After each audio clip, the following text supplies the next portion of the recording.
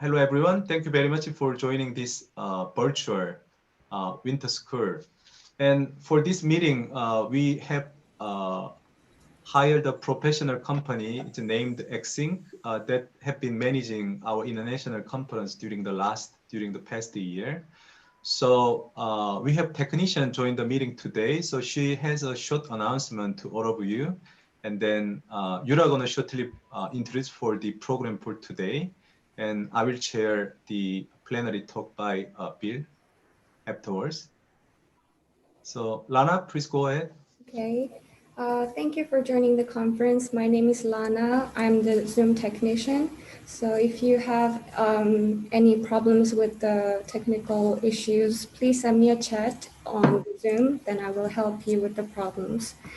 And please make sure to change your display names to full English names so that we can know if you're a speaker or an audience.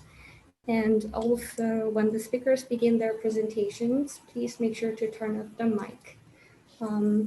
Now, Ms. Yura will make her announcement. Thank you. Okay, good morning and good afternoon. I'm Yura from Professor Yong-sik-ok's group in Korea University, and I'm happy to meet you all through this event. And I would like to begin the event today. It's the first session of APRU Sustainable Waste Management Virtual Winter School.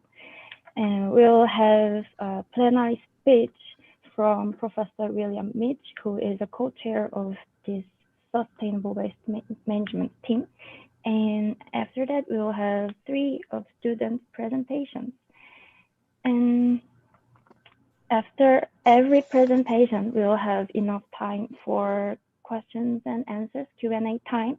So I hope everyone could actively participate and give some comments and questions to the presenters. And for that, you can participate with your mics on or use the chatting through Zoom. So, and I also want to announce that all this presentation today will be in the topic of wastewater treatment and recycling. And I hope you guys have a fruitful time for this virtual winter school today. And now we shall begin with the plenary speech, and Professor Yong-sik-ok will chair this session. Yeah, thank you, Yura. Before we start the plenary talk, I'd like to shortly suggest for our principal investigator or professor can give a short welcome address to all the students attending this meeting. And as just introduced by Lana, we made this platform. If you visit through the YouTube, that anyone can watch for the real time for this event.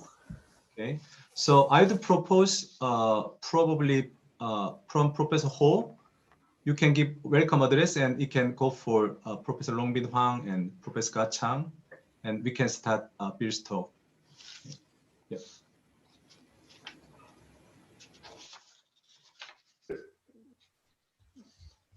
Should I start or, sorry, I didn't catch that.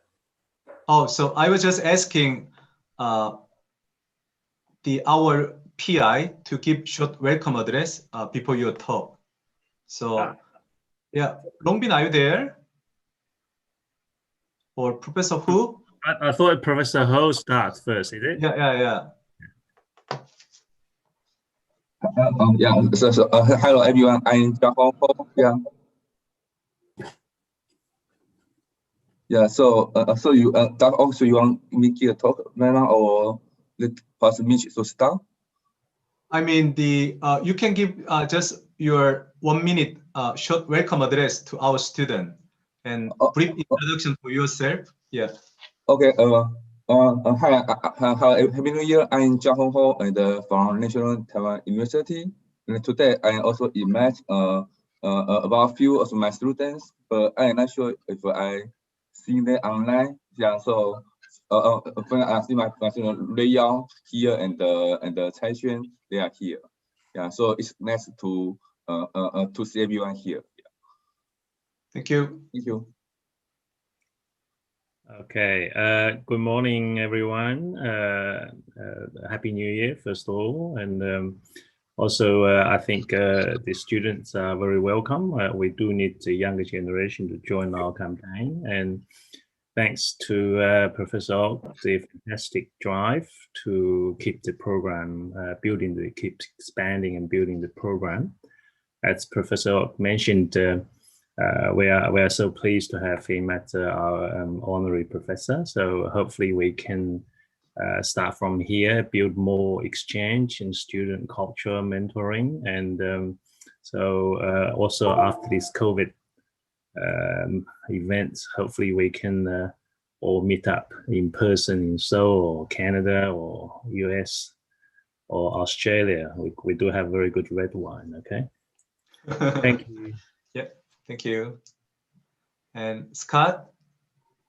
Yes, yes, my name is Scott Chan. I'm with the University of Alberta.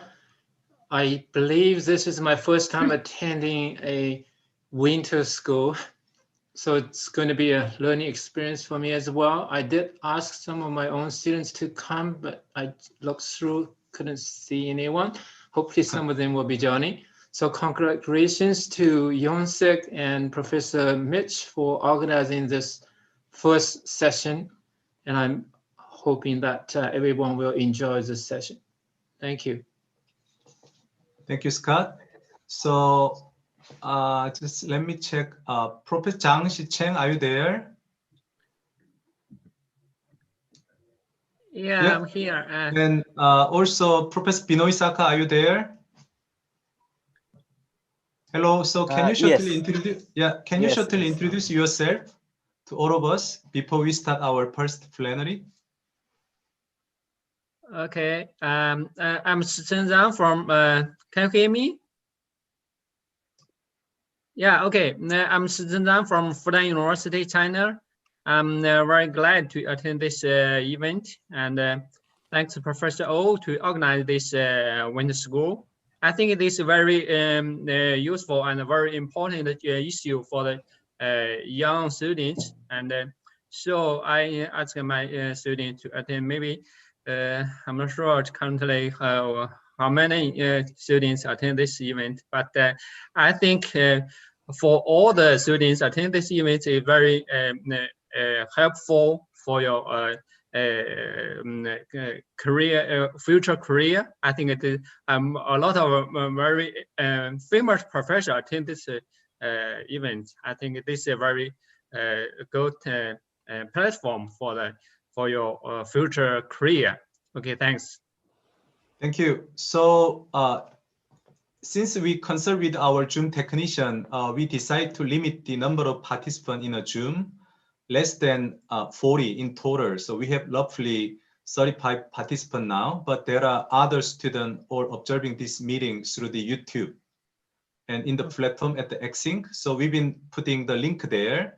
If you can share the link that anyone can watch for our winter school during the event, and they're gonna be remained in the YouTube platform through the APRU.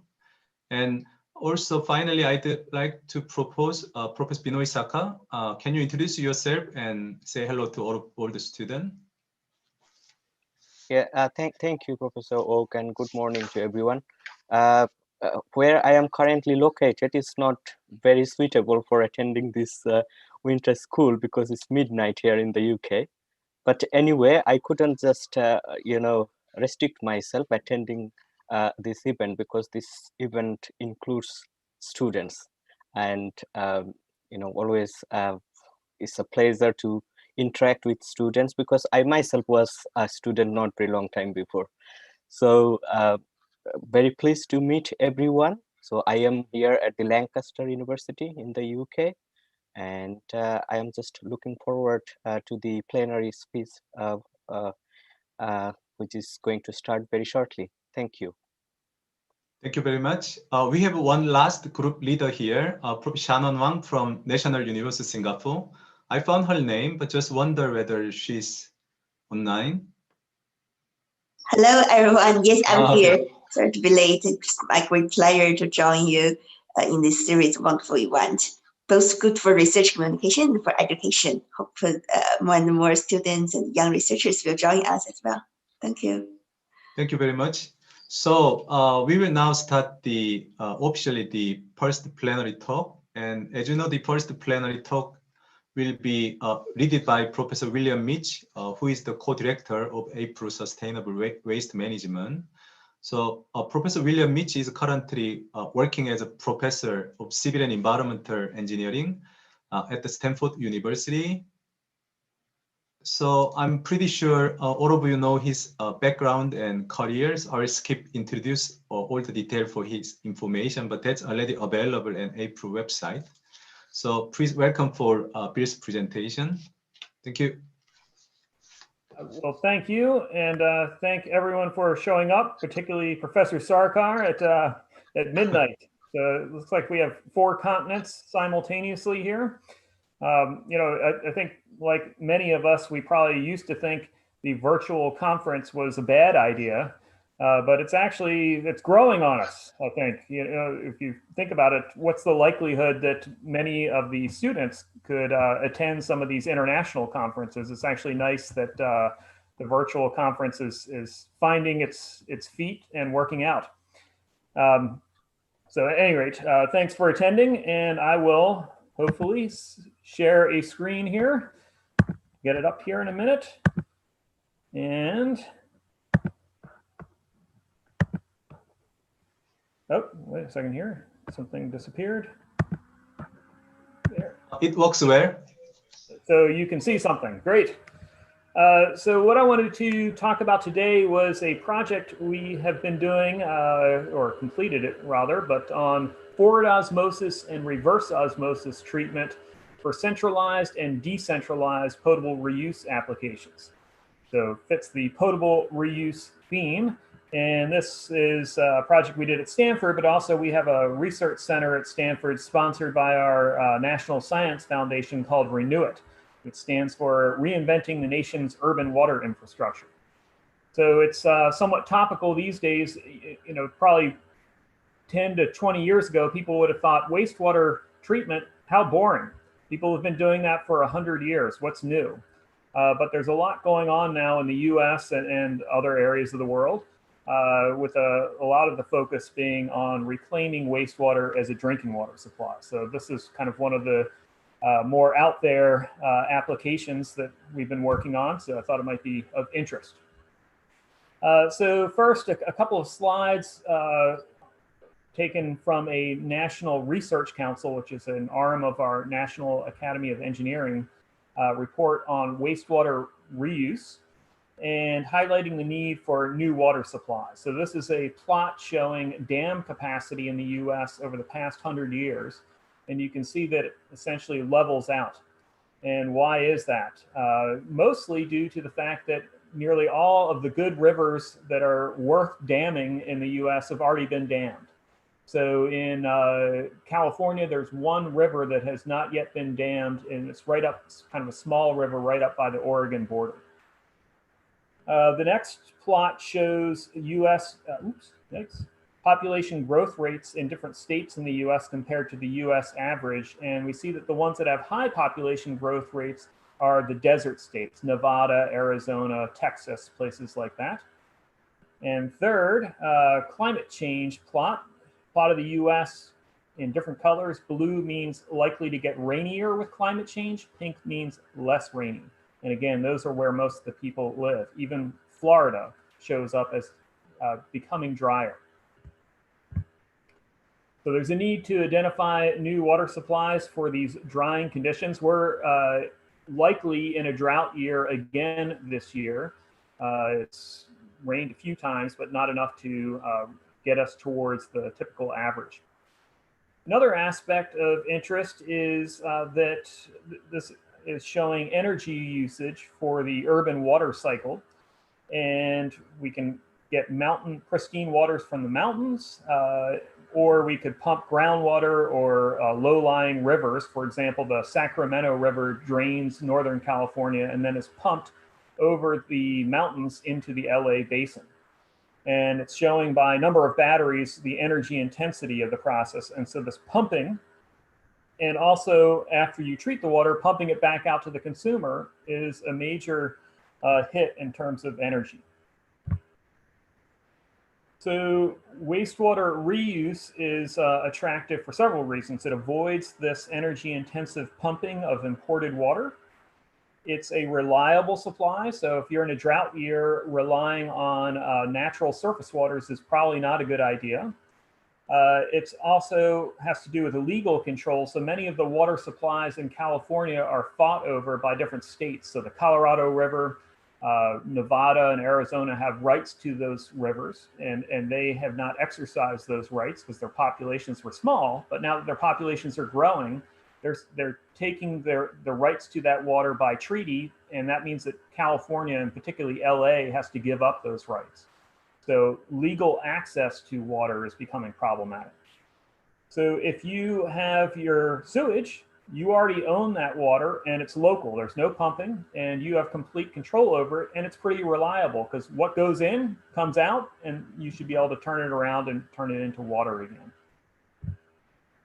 But why potable reuse versus non-potable? So we could just clean this up to not potable standards, but something suitable to irrigate a golf course, for example. And that was the first step for many cities. So here we have Palo Alto, where Stanford is, Sunnyvale, and San Jose, which is Silicon Valley. And these are the 3 treatment plants, and to the top of this page is San Francisco Bay. So right down by the bay shore, all the sewage drains by gravity, goes through a centralized treatment plant, and then is cleaned up to non-potable standards. And since it's non-potable, you can't put it back in the drinking water distribution system. So you have to build a separate piping system to convey it out to, say, a golf course. And we paint those pipes purple to let people know, don't drink this water. But the challenge is it's very expensive. It's about $1 million a mile to install a distribution system pipeline.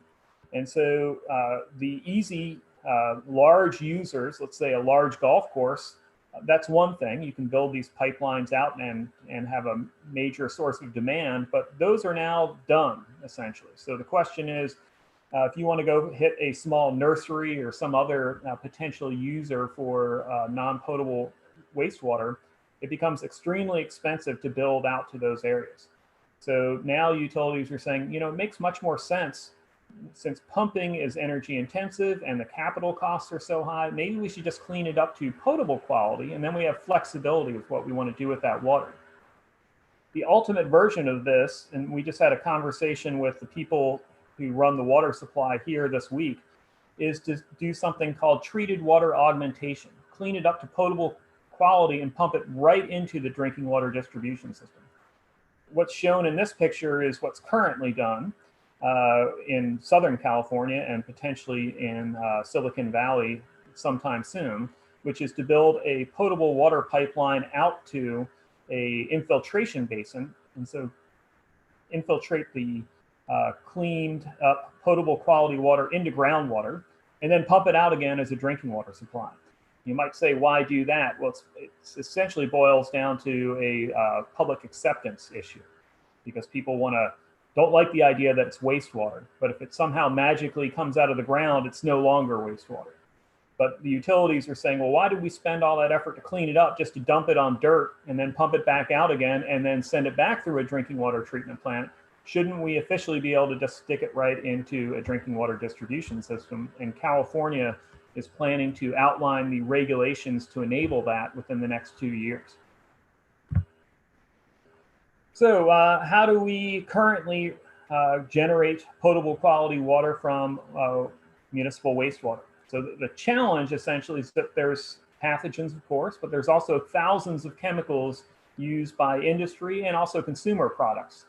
Just for fun, next time you take a shower, take a look at the ingredients list on your shampoo bottle and think, first of all, how many of those chemicals do you actually know what they look like, and what is their possible fate? The reality is we can't possibly measure all the chemicals in sewage. And so how do we know that our treatment system has removed them? And so the regulations essentially require what's called a multiple barrier approach, recognizing we can't measure everything. instead put in barriers, treatment process units that effectively screen a broad range of chemicals. And so this is the standard treatment train in places like California, Singapore, and Australia, called the full advanced treatment train, where it essentially boils down to microfiltration, which you can think of as a membrane-based glorified sand filter to remove particles. But the heart of the process is reverse osmosis. Oops. Reverse osmosis. That's a broad screen physical removal. It essentially, ideally, squeezes out everything but the water, but there are some neutral, low molecular weight compounds that go through RO. So then we back it up with this final treatment process, a broad screen chemical process, an advanced oxidation process, usually photolyzing hydrogen peroxide with UV light to generate hydroxyl radical, which reacts with pretty much everything, not quite everything, but most things, about as fast as the chemical can react. So ideally, we don't know what could go through the RO membrane, but if something makes it through, this process will catch it. So this will focus on the RO aspect of that treatment train. And so in a centralized reuse plant, what we're doing is sewage drains by gravity to the low point in the sewer system, typically say by the ocean side or the bay side. And we run it through that full advanced treatment train. And when we get to the reverse osmosis part, about 85% of the water will go through, and the chemicals, salts, pathogens, all the stuff we don't want in the wastewater gets sent out as a concentrate at about 15% of the feed flow. And so the challenges here is that the recovery is limited to about 85%. Above that, you start to get severe fouling of the RO membranes and mineral scaling and that sort of thing. But we'd ideally like higher recovery, because this means essentially we need to come up with an additional 15% supply as makeup for this amount that's lost. Is that imported water, or where is that going to come from? But like I mentioned, we're limited currently by RO to about this 85% recovery. So what this talk is about this scheme called forward osmosis, reverse osmosis hybrid system, where we did some pilot tests, where essentially what you have is your wastewater effluent, but instead of going directly to a reverse osmosis membrane, you go to a forward osmosis membrane. And so reverse osmosis works by high pressure. You add pressure in excess of the osmotic pressure of your sewage to push against the osmotic gradient the water through the membrane and leave the salts behind.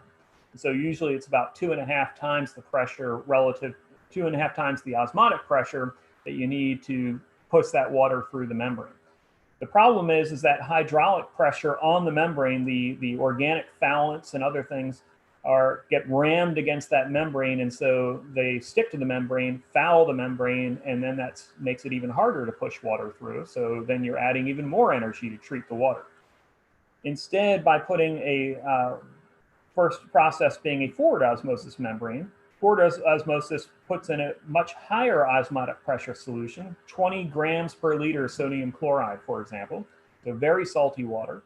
And then essentially our feed wastewater is more dilute than the salt water. So naturally, just by osmosis, the water is going to want to rush into that forward osmosis module. So now we leave ideally the organics and other particles and other undesirables out here. We dilute our salt water solution, but now we're down to pretty much just salt water. Then we send it over to reverse osmosis, pressurize it, and push the water through, but now we've left behind the organic foulants, and we can recycle this forward osmosis draw solution. And there are ways to recover, keep some of this, have this osmotic pressure be used as part of the hydraulic pressure for the RO unit. And at the end of the day, what we hope to get out of there is clean water, just like we did with RO, but the advantage is we can deal with much nastier influent quality waters, ideally, because instead of having hydraulic pressure forcing those foulants onto the membrane, it's more of a passive force. It's an osmotic force where the water dilutes across the membrane, essentially. So ideally, we can minimize the potential for fouling and deal with much more challenging waters to treat than the traditional municipal wastewater effluent. The other advantage of these types of systems, it's basically just a bunch of modules essentially, so it has a relatively low footprint. And it's a mechanical system, so it should be relatively dependable and low maintenance compared to something like a biological treatment system where one day the microorganisms could end up dying, and then you need some high-tech people to go out there and rejuvenate that microbial culture. This is more of a mechanical system. So we did a pilot scale evaluation down at Orange County Water District, which was one of the first potable reuse systems in the world, where currently what they have is their municipal wastewater effluent goes through the full advanced treatment train, where one of the steps is reverse osmosis. And like we said before, about 85% of what goes in comes out as clean water. So this is what they currently have at full scale. But then you have 15% of the wastewater effluent that comes in gets routed out as a concentrate stream containing all the organics, including the foulants and salts and other things. We'll run that through an FORO unit, that process system I was just discussing, and extract more water out of it. So overall, we can increase the recovery to about 95 to 97% and have very little water to throw out, and therefore less makeup water to import from Northern California, for example. And so we did a 6-month pilot test down there, treating this RO concentrate stream to extract water. And the question is this effluent of suitable quality, given the challenging nature of the influent, that we can use this, blend it with their current RO permeate, and make it a potable quality water? So the types of things we wanted to look at were pathogens, organic contaminants, pharmaceuticals, other things that could be in consumer products, and disinfection byproducts that form during the treatment process and are potential carcinogens. And so first, thinking about pathogens, obviously we care about them because they lead to disease, but instead of measuring pathogens themselves, which is pretty difficult, what utilities typically look at are indicator organisms. So for bacteria, we can use the native total coliform bacteria, measure those. Viruses are more difficult to measure the native viruses, so the regulations target spiking of a model virus, in this case MS2 bacteriophage. And so the viruses, MS2 invades E. coli bacteria. When it kills the bacteria, the culture goes away. So you see these spots called plaques where bacteria are no longer growing because the virus killed them. So you count these plaques in the same way that you would count colonies for bacteria. And so the standards vary. Theoretically, what the government, the regulators try to do is to say, well, what level of pathogens do we expect in your influent water? We know we need to get to some low level so it's no longer an infective water system. So there has to be some difference. And in biology, due to the inaccuracy of biology, people use log units. So in many reuse scenarios, what they're trying to obtain is 12 log removal of various pathogens through a treatment train. But the government doesn't want you to do it all in one step, because what if that step failed? What if the RO membrane tore or something of that nature? Then you'd have the slug of untreated water going out to the consumer. So what they want is the multiple barrier approach again. So they try to divide it up into treatment units. And so they don't allow you to get more than 6 log credits out of the 12 log for any one treatment unit. So we want to see, can we at least get 6 log removal of spiked MS2? And in this case, we did. I won't show you those results because they were via a collaborator, but I'll show you another application where we looked at those in particular. But for this reverse osmosis concentrate extraction technique for the centralized system, move on to organic contaminant removal. So again, there's thousands of chemicals in consumer products. You can't measure them all. So we chose to look at about 15 different compounds that include personal care products and pesticides, with the idea being to hit different molecular sizes molecular weights and also different characteristics. So for example, ranitidine is a positively charged chemical at neutral pH. We can have low molecular weight neutral compounds, such as 1,4-dioxane and benzotriazole. I've highlighted these because you'll see these in a second. These are the two smallest chemicals, and they're both neutral. And so we'll see that that will be challenging in a second. So trying to hit different chemical characteristics, essentially. We spike these in to make sure that we can see removal, percent removal. Some of these occasionally occurred in the sewage, but not at reliable concentrations that we could detect removal. And so we can plot the percent removal versus molecular volume, a metric of size. And what we see is that the black circles is what's removed just through the forward osmosis membrane itself. The gray triangle is what's removed by both processes, because it's essentially two membranes in series. And so we see that overall, the unit does a good job of removing these. If there was any challenging chemicals in terms of less than nearly 100% removal, it was those two small neutral molecules. And so again, low molecular weight neutral compounds can partially pass through these types of forward or reverse osmosis membranes. And so the rejection of these two chemicals was about 90% through the first membrane, but then we have another membrane. So it does a good job of screening a lot of these chemicals out. The last thing we wanted to look at for this application was DBP precursor removal. So there's disinfection byproducts that show up in sewage, but at the end of the day, we're also going to be disinfecting this water to send it out into the distribution system. So we're also interested in the organic precursors for these byproducts.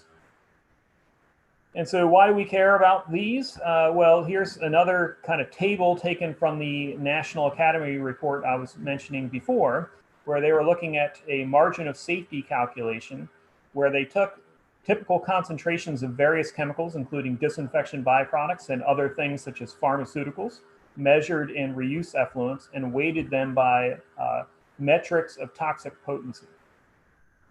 And so a high number means you have a high margin of safety, so you're nowhere near a level of health concern. And the pharmaceuticals are nowhere near that. And other things like caffeine and various other chemicals, triclosan, that sort of thing. What seemed to matter were disinfection byproducts. You're at much lower margins of safety, much closer to levels of potential health concern. The other reasons to care about them is certainly the precursors for these materials are present in wastewater. They're difficult to remove, the chemicals themselves, because they tend to be low molecular weight and neutral, just like the 1,4-dioxane we mentioned before. These guys go through these membrane systems. They're actually regulated. There aren't any regulations, at least in the US, on pharmaceuticals and potable reuse effluents. It's a public fear, but it's not a regulated aspect, partially because these margins of safety are so high. But these guys are regulated in the effluent. And in many cases, the chemical concentrations drive the design of the reuse train. So the installation of the AOP was partially due to the need to remove this guy. Orange County didn't have an AOP on their potable reuse treatment train for the first 30 years. Then this guy with NDMA was measured, and they had to put in a new treatment process to get rid of that. So we have compounds that are regulated, such as haloacetic acids and trihalomethanes, and we have unregulated families, such as halocetamides, halocetonitriles, and toxicity tests indicate that these unregulated compounds actually end up being orders of magnitude more toxic than those that are regulated. So we don't just care. Oftentimes you talk to utilities and say, well, we only care about what's regulated, but from a health point of view, we also need to worry about some of these unregulated compounds. And actually, our EPA is now considering whether to regulate this class. So here's the scheme again. Here's what they currently have. Water comes in, goes through the reverse osmosis membrane, comes out as RO permeate. And here's what we see in terms of disinfection byproduct concentrations for different classes of chemicals. And the regulated compounds, trihalomethanes and haloacetic acids, are dominant on a mass basis.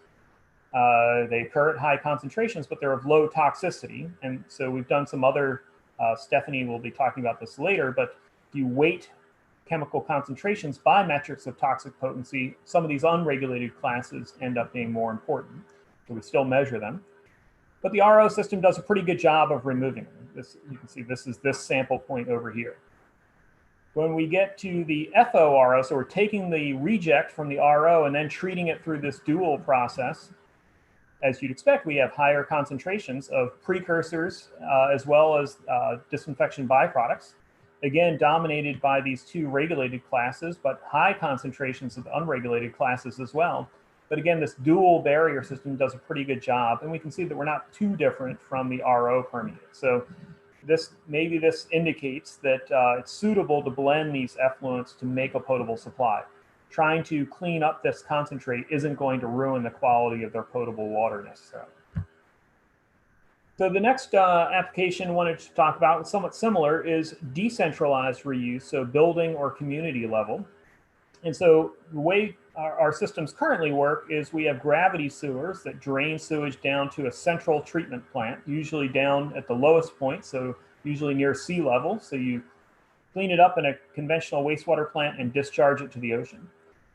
But if we clean it up to reuse it, then to get it back up to this user, we have to pump it all the way back uphill. And that seems wasteful. And these might even be different jurisdictions or cities. And so this city might say, well, why do I want to drain it down to my neighboring city, who then has control over it and can reuse it for themselves?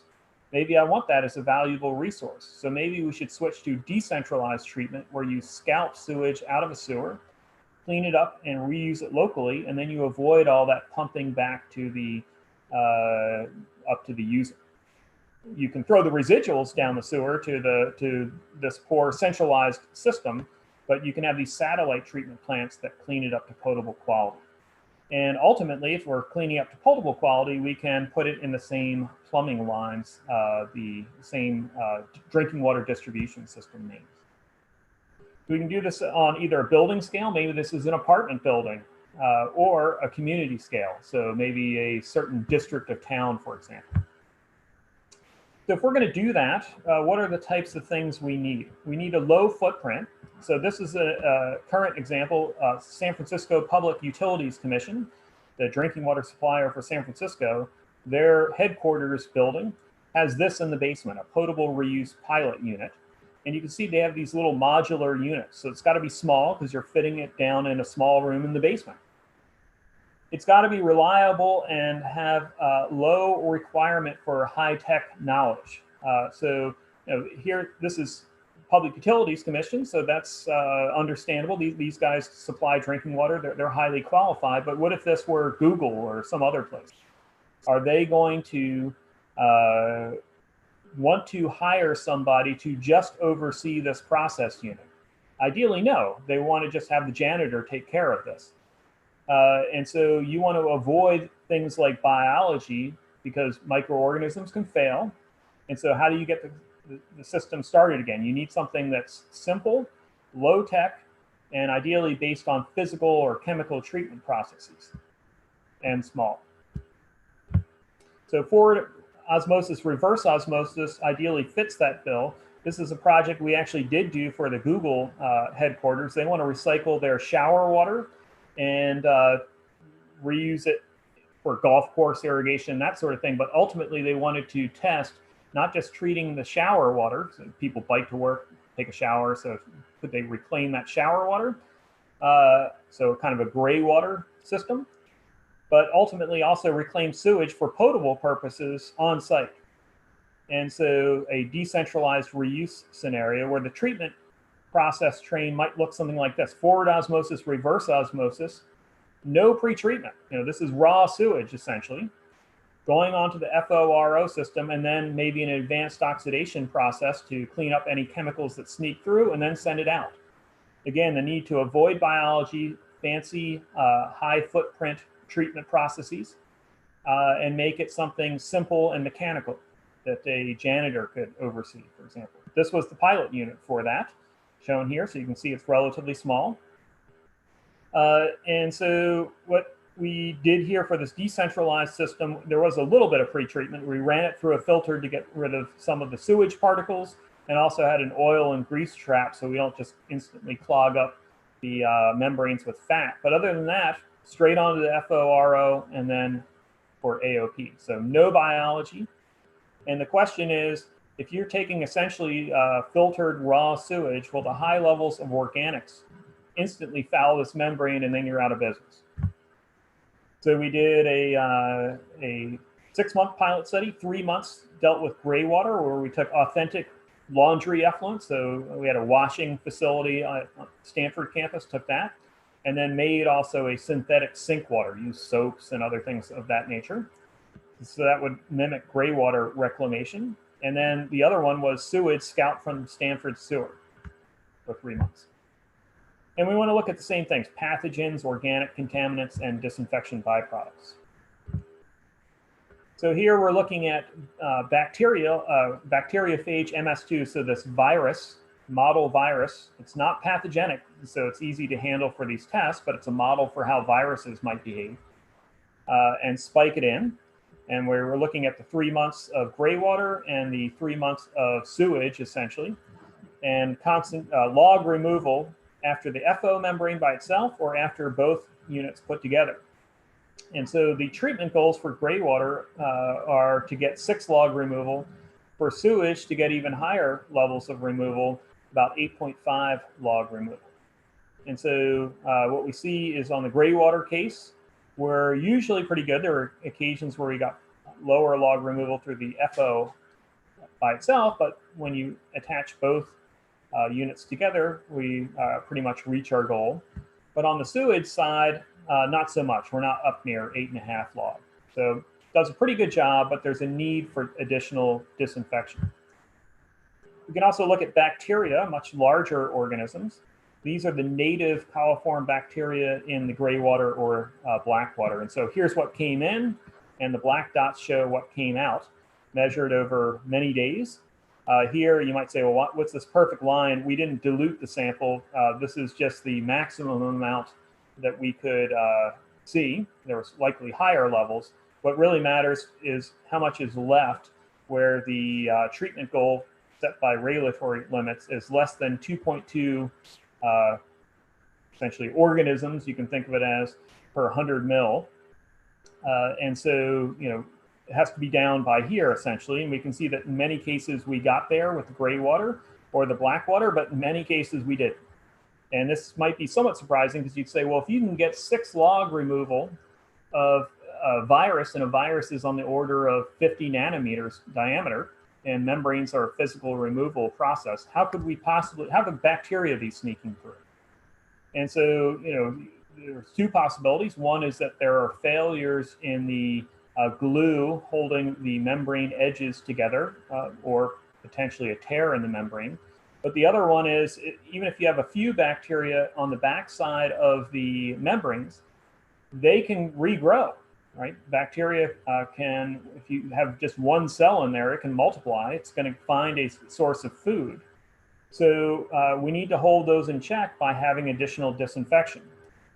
And so you can see that here, where we have plotted on the same plot the residual coliform and residual chlorine levels. So if we can maintain a chlorine residual, so wherever the green triangles are high, what we see is low levels of coliform. But as soon as the chlorine residual goes away, bacteria come back. So maintaining a residual is key for the system. And this was, again, surprising. The people who designed this FORO system was NASA, and they had used this system on the space station. And they just assumed, well, we'll just use, we don't need a chlorine residual because we've got this dual membrane system. Somewhat frightening for the astronauts, I guess. But it turns out, yes, you do need multiple barrier approach again. So the membrane system, but something else, a chemical oxidant system to hold these bacteria in check. So chlorine. Moving on to chemicals, one of the interesting things we found, most people, including the regulations, assume that gray water is of higher quality than wastewater. And that may be the case for pathogens, but it's not necessarily the case for chemicals. So here's 2 chemicals, 1,4-dioxane. It shows up as a constituent of laundry detergent, and it along with NDMA are the two chemicals of prime importance to the regulators in the US, at least, for potable reuse system designs. And so what we see is actually gray water has a lot more 1,4-dioxane than wastewater, which in retrospect makes sense because it's a component of laundry detergent, and gray water is concentrated in laundry effluent. The other one is chloroform, disinfection byproduct and an organic solvent. Again, higher in gray water than wastewater. Why would that be? Well, people often put bleach in their laundry, and so you have precursors in the laundry, and you go on to make disinfection byproducts. So it's somewhat surprising, again, because the regulations favor the use of gray water. It's perceived to be a higher quality water, but in many cases, it's a lot more concentrated in nasty chemicals.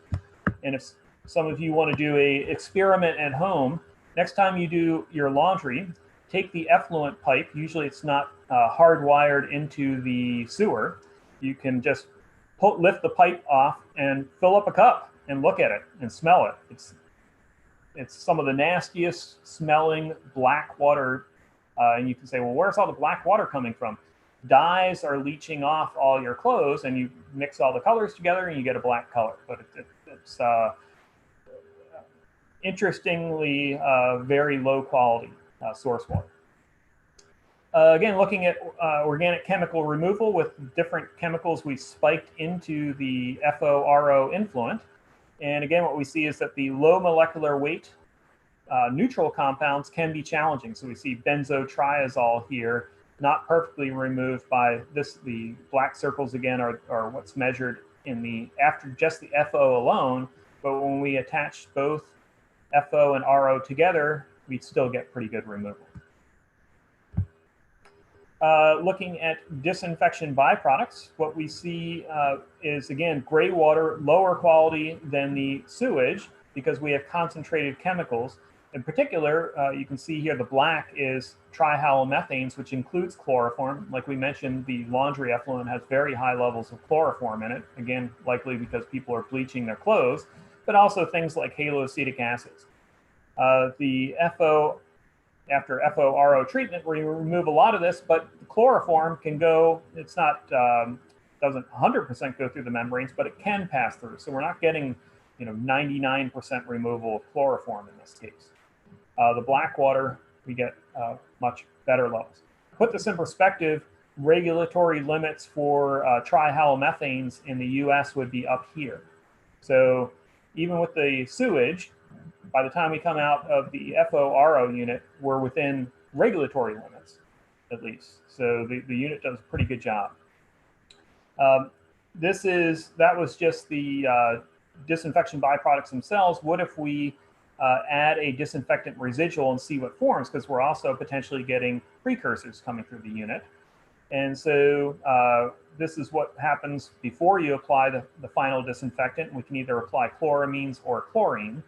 And in this case, we can go on to form more, particularly with chlorine. We form a lot more trihalomethanes, and then we could potentially get a violation of a regulatory limit, the gray water. Again, the sewage appears to be of higher quality because it's less concentrated than this kind of laundry effluent. And so we have lower levels below the regulatory limit. So just wanted to briefly touch on something that Jessica is going to touch on more, which is an alternate centralized treatment system. Just kind of introduce it a little bit. Anaerobic secondary treatment. So one of the aspects that we've been looking at pilot scale is the fact that reuse trains tend to be energy intensive, particularly reverse osmosis membranes. These high pressure requirements consume a lot of energy. But despite decades of research, people aren't really coming up with more efficient RO membranes. They're still polyamide systems. We're reaching diminishing returns in terms of the ability to design new membrane materials. So we thought instead, well, let's look at other aspects of the entire treatment train. And so one option is to look at improving the efficiency of the upstream biological treatment process. So in most current systems, we're using aerobic biological treatment like activated sludge. And about 50% of the overall wastewater treatment requirement for energy is consumed by aeration. It's hard to pump oxygen into the water to get the bugs to catalyze this reaction where you're eating dissolved organics, essentially the respiration reaction to emit CO2. A lot of energy going in just to make a useless product. What about if you switch to anaerobic fermentation? So you wouldn't have to pay for the aeration, but the other benefit is when you ferment, you do make some CO2, but you're also making methane that you can harvest for energy production. That's been the goal. It's used for digestion of biosolids in a wastewater treatment process because you can hold biosolids for a month.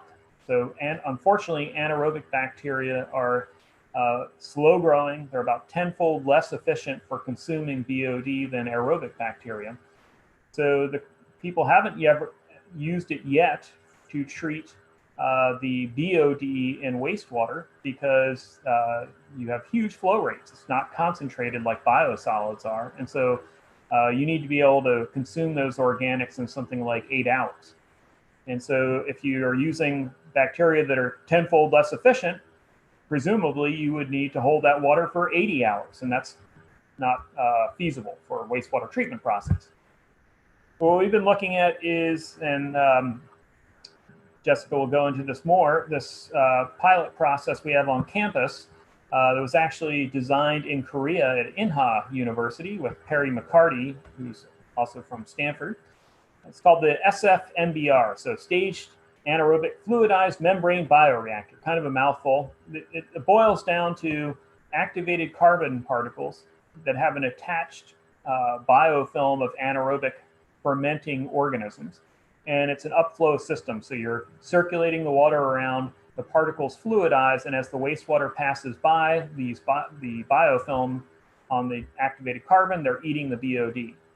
And the way that it works is that you have these thick biofilms, so you have essentially 10-fold more bacteria than you would in activated sludge. So you can consume that BOD within a reasonable treatment time. And so in Korea, they were able to reach typical effluent guidelines within about 4 hours, even under cold conditions. The benefit is you're generating methane, you're avoiding the aeration, and you're generating something you can use to produce even more energy. The other major benefit is that anaerobic bacteria don't reproduce as fast, so you don't make waste products from their dead bodies. So you make about 90% fewer biosolids than activated sludge, so less stuff to throw out at the end of the day. And so one of the other benefits on the reuse side is here's what we were talking about: full advanced treatment, microfiltration, reverse osmosis, advanced oxidation. This step right here, it consumes a lot of energy, and it's essentially a glorified sand filter to remove particles. But when we do this as a membrane bioreactor, so it's essentially already filtered. So maybe we skip this microfiltration step and its energy consumption. And so we did a little bit of work on this already with respect to disinfection byproducts, but just to show you that it can also be associated with higher quality effluent. Here's your, and this was actually done in Korea. So this is the pilot unit in Korea, and it's adjacent full-scale activated sludge plant effluent. And we disinfected it. And what we see is that the activated sludge produces a lot more disinfection byproducts than does the anaerobic process. So the microorganisms at the end of the day are doing a much better job of chewing up the precursors, eating the precursors to the disinfection byproducts. So we might actually get a higher quality effluent than with our current treatment systems. So kind of going back over this, wrapping it up, we were looking at pathogens, obviously a concern for any kind of wastewater reuse, organic contaminants, and another kind of organic contaminant, but somewhat unique, disinfection byproducts. I say unique because these occur in the sewage. These are made during the treatment process as we disinfect it. And in all three cases, the FO-RO system was pretty effective at removing these three contaminant categories, but not perfect. And so we do need to consider that if we want to maintain low concentrations of pathogens, we're going to have to add in additional disinfection. Bugs can regrow after the treatment process. Certain chemicals pass through FO-RO membranes. Chloroform and 1,4-dioxane that show up in laundry are low molecular weight neutral compounds that can go through even 2 highly effective membranes. DBPs some precursors can make it through. Certain chemicals like chloroform, which can also be a disinfection byproduct, can go through. But overall, the effluent of the FORO system had fairly low levels of disinfection byproduct precursors. So the treatment process is promising, but at the end of the day, it all depends on your cost of water. And so, you're running essentially kind of two types of RO-like membranes in series. One would imagine that the energy intensity of that is going to be fairly high. And so you might say, well, why would somebody do this? It all depends on your location. And so in Southern California, the price of water imported from Northern California is getting so high that they are actively interested in this. So certainly for Orange County Water District, it appears that it's worthwhile for them to pursue this treatment process to get that, as much of that extra 15% of the water that's currently being disposed of as RO concentrate. Similarly, up in this area, Google is interested in doing this, not just because they have too much money and don't know what to do with it. They wanted to expand their campus. And ultimately, there may be a limit to how much water is available. So they had to, in order to get the permit to expand their campus, they had to identify new water supplies. One of the new water supplies could be reclaiming what they're making in terms of wastewater. And so they are interested in applying this scheme. And lastly, just thank people who worked on the project. Here's Alex. She was the main person working on these two pilot units, but had a lot of help from various other people, including people at our pilot unit system on campus. And Peripheral is one of the makers of the FORO system that was down in Southern California. And WH2O Systems is the NASA offshoot who helped with the Decentralized application. And so with that, I will stop and take questions. Thanks.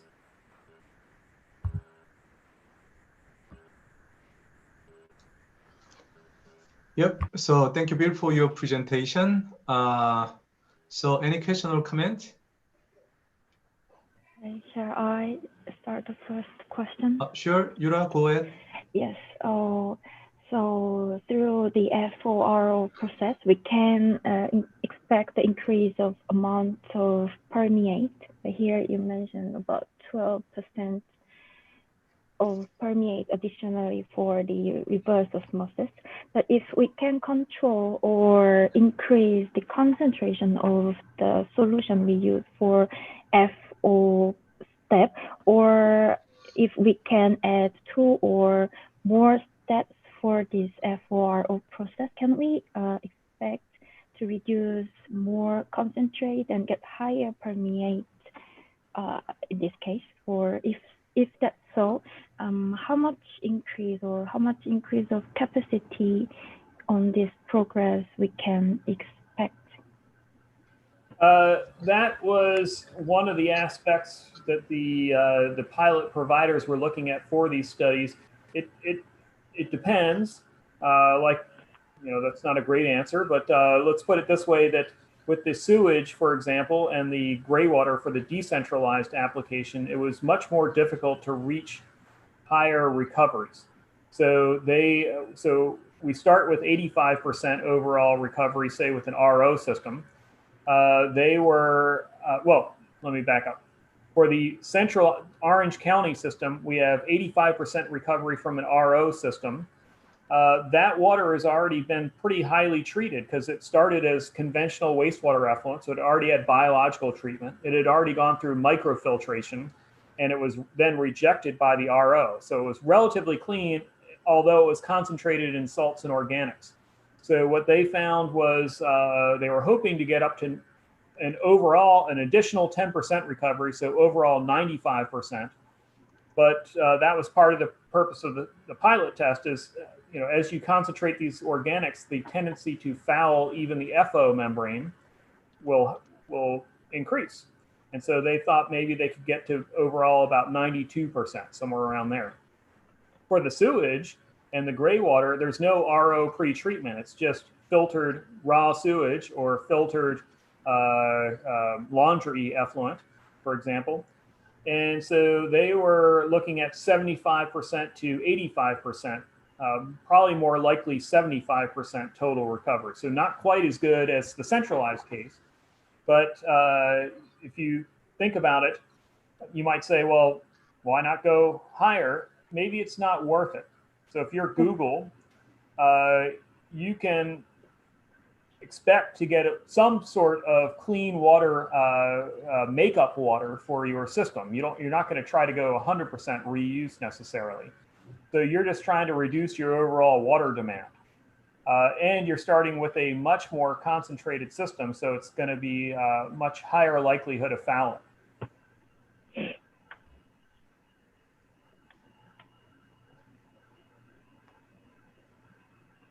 Thank you. Thank you for your answer. Any other question or comment? Yes, good morning, Professor. Good afternoon there. Thank you for the presentation. You mentioned that the disinfection part is one of the more challenges because some of the compounds are not regulated. So what parameters you need to consider when you are making this process effective? If this is not regulated yet, some parameters. Well, they are, like I mentioned, the EPA is about to start monitoring these in US water supplies to see if they should be regulating these chemicals. What do we monitor? We monitor the chemicals themselves because the precursors are highly variable. There's probably thousands of different chemicals that, when chlorinated, can make each of these byproducts. So it's very difficult to directly measure the precursors. What you do is take a water, chlorinated it or disinfect it in some way, and then see what forms and use that as a surrogate for the level of precursors. So Stephanie, in her presentation, will kind of show how we are going about thinking about looking at the health of the water, recognizing that what matters for the contribution to toxicity is both concentration, but also toxic potency. So chloroform occurs at very high concentrations, like I showed with the laundry effluent, but it's not very toxic. Some of these other chemicals occur at low concentrations, but they're much more toxic. So we need to consider both and then figure out which chemical matters more at the end of the day, because each treatment decision involves a trade-off. You could, so utilities right now are following regulations and saying, I got to reduce my levels of trihalomethanes. Maybe I'll stop chlorinating. I'll try something else, ozone or something. But then ozone makes something else, bromate, that can be toxic. So how do you know if you made the water better or not? You kind of have to have some way of rating the quality of the water. And that's one of the things that Stephanie, I think, was going to discuss a little bit. Great, thank you. Sure. Maybe we can have one more question or discuss more in live panel discussion after all. Yeah, sure. We are actually. We can. Yes. So we can continue for Q&A during the panel discussion. Yes. And I think Lana, the technician, Zoom technician from Exim company, has a short announcement to you all. Thank you. So we inform you that you can watch the real-time conference on YouTube and also on the online conference platform Xsync. And the links to access to both platforms will be provided on the Zoom chat. And the next webinar will be also held in the same way. And one more thing, please make sure that your camera is at the center, so it shows your face. Oh, thank you, Professor Mitch. Okay, that's all. Thank you, Professor Ock. You can continue. Yeah, thank you, Lana. That's a good point. And before we move to the next presentation, I'm very excited to introduce Christina, who is the from the APRU headquarters located in Hong Kong. And also I need to introduce the Ali, who is the program leader of this program at University of Sydney in Australia, and Ming Zhang from Hangzhou in China. So let me introduce Christina at first. Christina, are you there?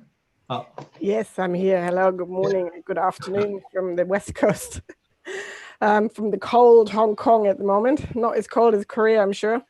It's great. So I'm, as Professor Ock said, I'm from APRU, the Association of Pacific Rim Universities. I work very closely with our program areas. I'm the Senior Director of Policy and Programs. And I just wanted to say hello. It's great to see so many students here and so many colleague academics that are part of the program to bring this all together. Over the next few weeks, it'll be really good to hear all about the presentations and also find out what the students are doing. And I hope that you will have very engaging discussions. So this is one of our, it's the first winter school for APRU. Usually we've got summer schools, but that's great. It is really good to bring together all of the students across this big network and to share best practice, to share your research. And I hope it will be really interesting for you to have the opportunity to do this in these times when we are all stuck at home. Not everybody, but many of us are stuck at home and have to work more or less in isolation. So thank you very much, Professor Ock and all the colleagues for putting this together and for everybody to be here. It's really good to see. Thank you. Thank you. Thank you, Christina. And yeah, as Christina just mentioned, this is the first, actually the official virtual winter school that we're supposed to meet and do it in Bangkok in last December, but unfortunately, we couldn't see each other. So this is the only way that we continue for our activity. But I hope to see you all at least end of this year or hopefully next year, face to face. But we will continue this virtual event in the summer together with AICHE through our ESD conference. Okay. So let me invite Ali. We recently hosted the first, the second Australian circular economy, and a lot of our APRU members are involved in, and I enjoyed that special session a lot together with policymakers and industry. They are mainly based in Australia. I'm pretty sure. Ali, could you give some talk for all of us? Thank you. Sure, thank you very much, Young-Sik. This is my pleasure to be here with you and connected with you all. And also just apologize that I joined a little bit late. I got stuck into a board meeting. This is also a new experience for me to be involved with such a wonderful program that you've been organizing the winter school. And certainly I can see this is well represented by a majority group of students, and I'm looking forward in the future to have let's say more participation, including invites from our students here at Sydney. That is true. So I am at the University of Sydney and I am also director of the Waste Transformation Research Hub, which, as Young-Sik mentioned, is the chair of the Australian Circular Economy Conference. And this year we had the excellent pleasure to have Young-Sik as the co-chair of the conference, representing also APRU Sustainable Waste Management, along with New South Wales Circular, which is one of the big bodies in New South Wales in Australia, leading the way in circular economy. And it was a major success. We had tremendous attendance. More than 1,000 people attended to the virtue of the online conferencing platform that we were able to do it rather than in person or physical. And it was really good to also hear a lot of the work that is being led by APRU and by Young-Sik, and you know, in the sessions such as the biochar session and the plastics session. A lot of that material, I should mention, is available online now for anybody who is interested, along with some 30 other sessions in the conference. So again, I want to thank you for the invite to this winter school, and I'm looking forward to making some contributions in the next one. Thank you, Ali. So now I'd like to invite Ming from Hangzhou in China. Hi, Professor. Hello, everyone. This is Ming from China Zhejiang University. It is very glad to meet you all online during this isolation period. Hope the pandemic will disappear very soon, and I'm looking forward to meet you all in person. Anywhere else, perhaps at China Zhejiang University, I'd like to host some event and invite you all to join. And thank you, Professor, for organizing this event. I think it is especially very benefit to our students. They can have the chance to touch the academic amid this pandemic period. I believe my graduate students are attending now. Thank you very much, and very glad to see you all. Thank you. Yeah, thank you. Actually, we have student participants from currently from German, UK and US, Australia, Korea, China, Singapore, Taiwan, and also we have student actually here in Korea, but she's originally from Colombia. So at the Q&A at the end of this session, we may invite our student to join and share more about their activity during this COVID period. Okay, so now we have a presentation by students. So let me invite Jessica at first, and this session is gonna be chaired by Bill. I guess Bill is the supervisor of Jessica, so he could introduce her better than me. Yeah.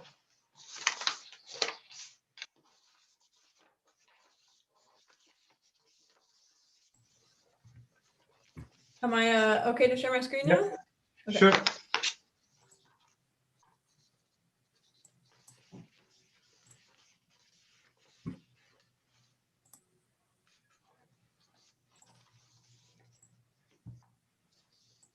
Okay, I think you should be able to see that. It works well. Okay, awesome.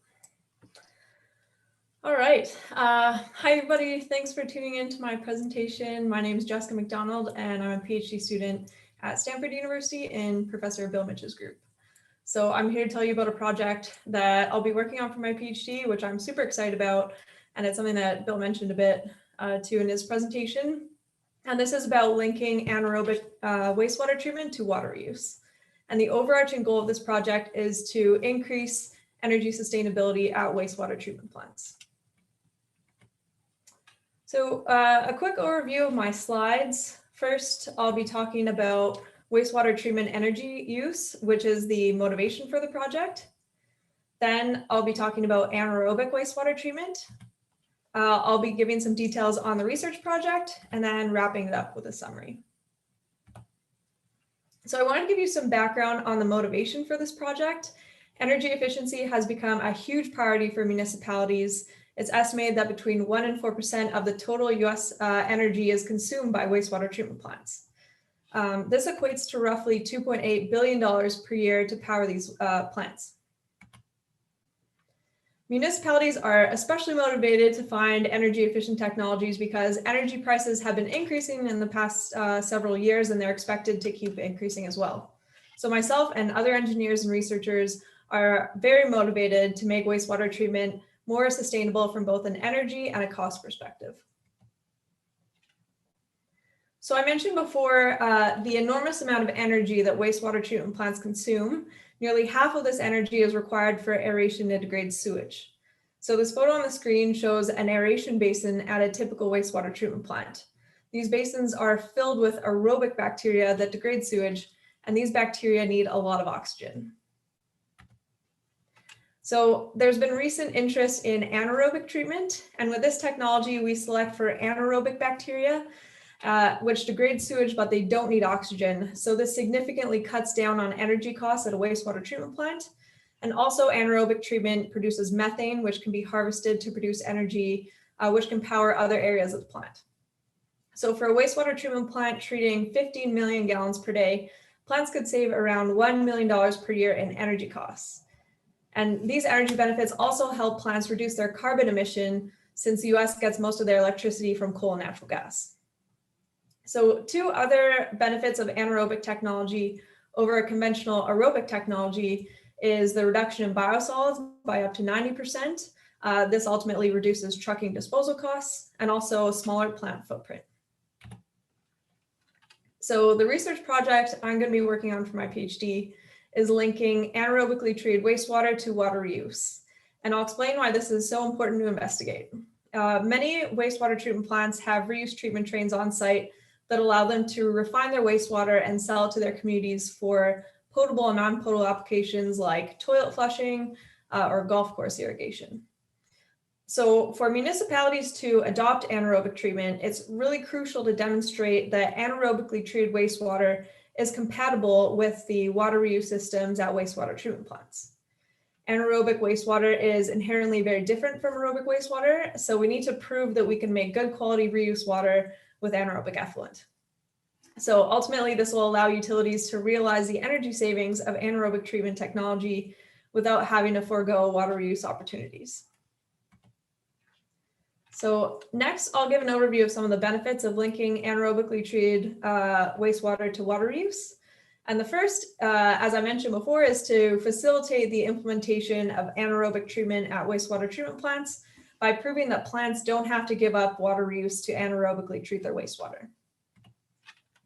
Second, lab scale data indicates that switching to anaerobically treated wastewater reduces membrane fouling in reverse osmosis units, which are a common treatment equipment for potable reuse. And this reduces fouling because the wastewater has a lower dissolved organic carbon, which feeds microbial growth. Third, lab scale data indicates that anaerobic treatment lowers the concentration of contaminants of emerging concern, including pharmaceuticals. Bill talked a little bit about this.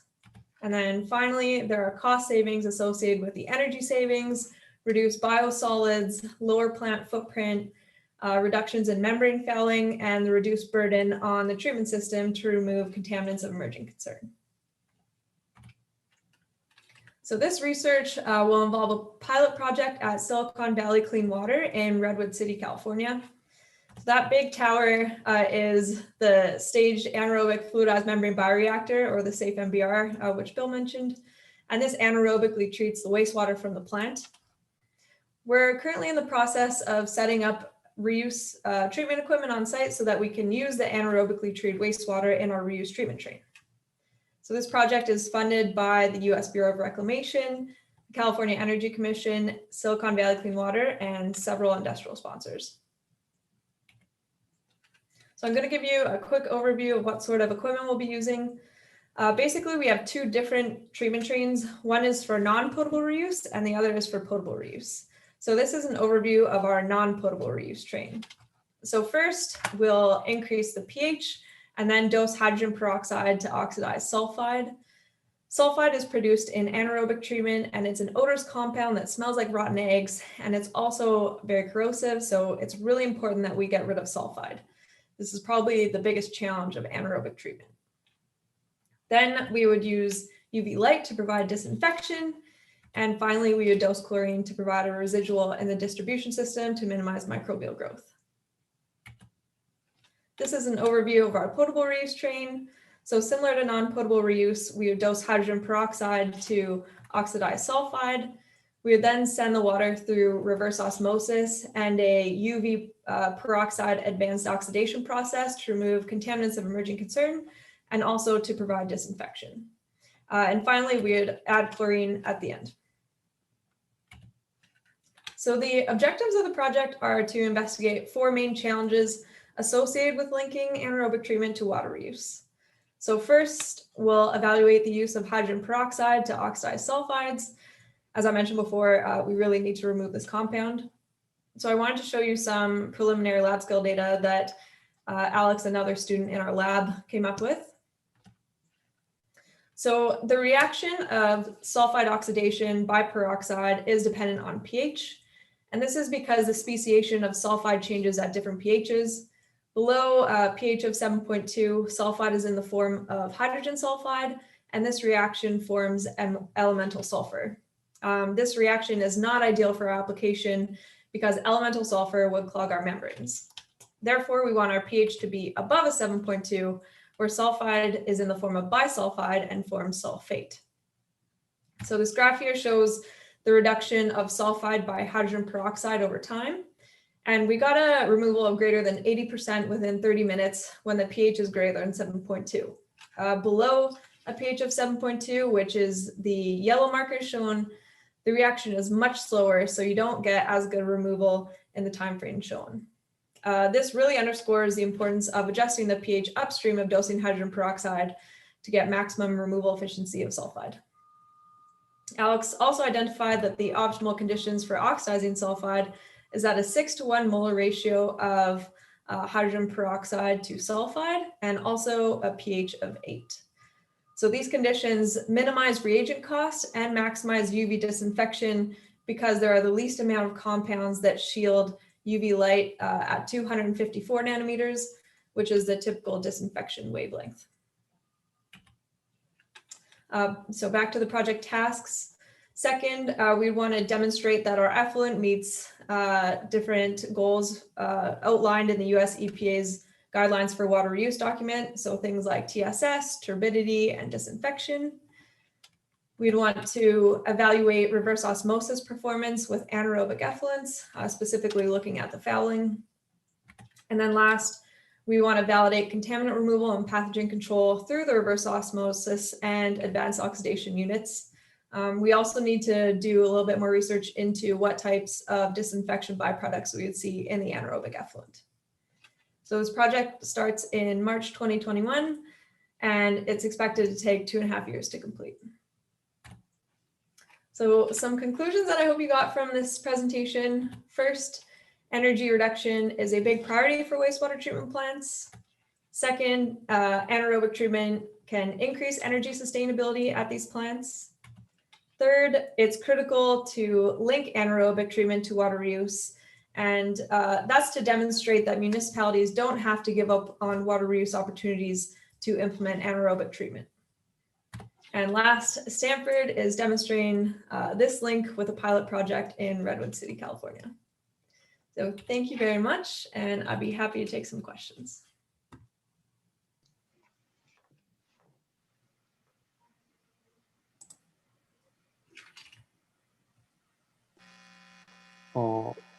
I have some question.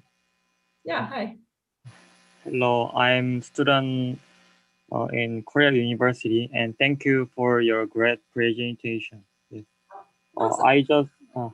I think the idea of using anaerobic bacteria to recycle the water is very interesting. I just wonder that how many material can be degraded by anaerobic bacteria, how effective it is. How effectively are other bacteria degraded by anaerobic bacteria? Is that your question? My question is exactly how many contaminants or bacteria can be degraded. Okay, yeah, that's a good question. I guess Bill has done more like preliminary lab scale data on contaminant degradation. I don't know, Bill, did you want to jump in? Yeah, what we found, which was kind of interesting, as I mentioned, that before we had any of these pilot units in the US, there was a pilot unit at Inha University, which is, I think, in Incheon, somewhere up near Seoul. And they have a full scale activated sludge facility and a pilot anaerobic reactor, the same one Jessica's looking at, in parallel. So we could directly test removal of contaminants between the two systems. And we were able to collect samples over 3 different times and compare levels of, say, pharmaceuticals. And oddly enough, the anaerobic system did much better than the activated sludge system. We found this surprising because most people consider that aerobic biological treatment involves enzymes like oxygenases that are involved with degrading contaminants. Just like the P450 system in your liver degrades contaminants, same thing with aerobic bacteria, but anaerobic bacteria, maybe not. But apparently something is going on. We don't really understand it yet. But the levels in the effluent were much lower with the anaerobic system.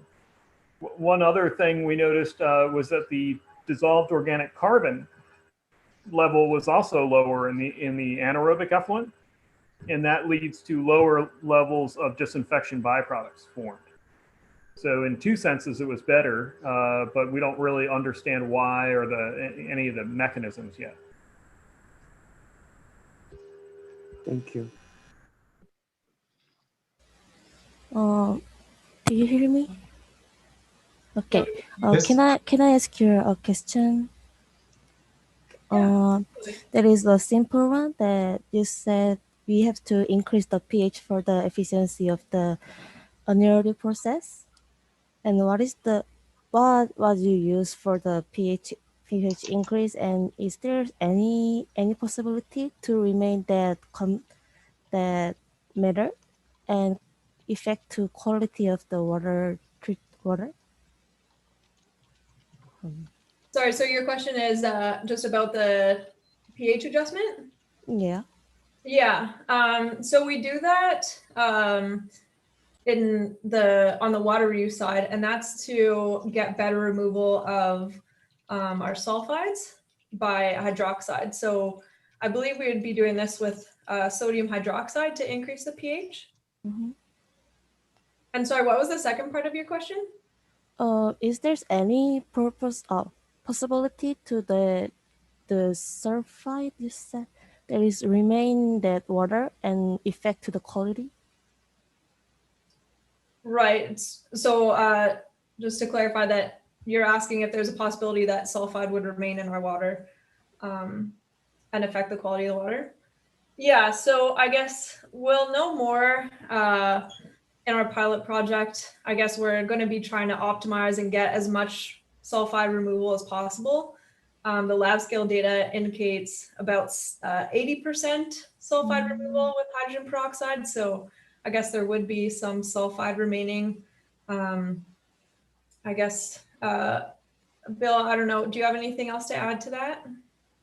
Well, maybe I'm not quite understanding the question, but maybe one interpretation would be, is there a possibility to, the way that we're approaching it now is to say sulfide's a nuisance, a waste product.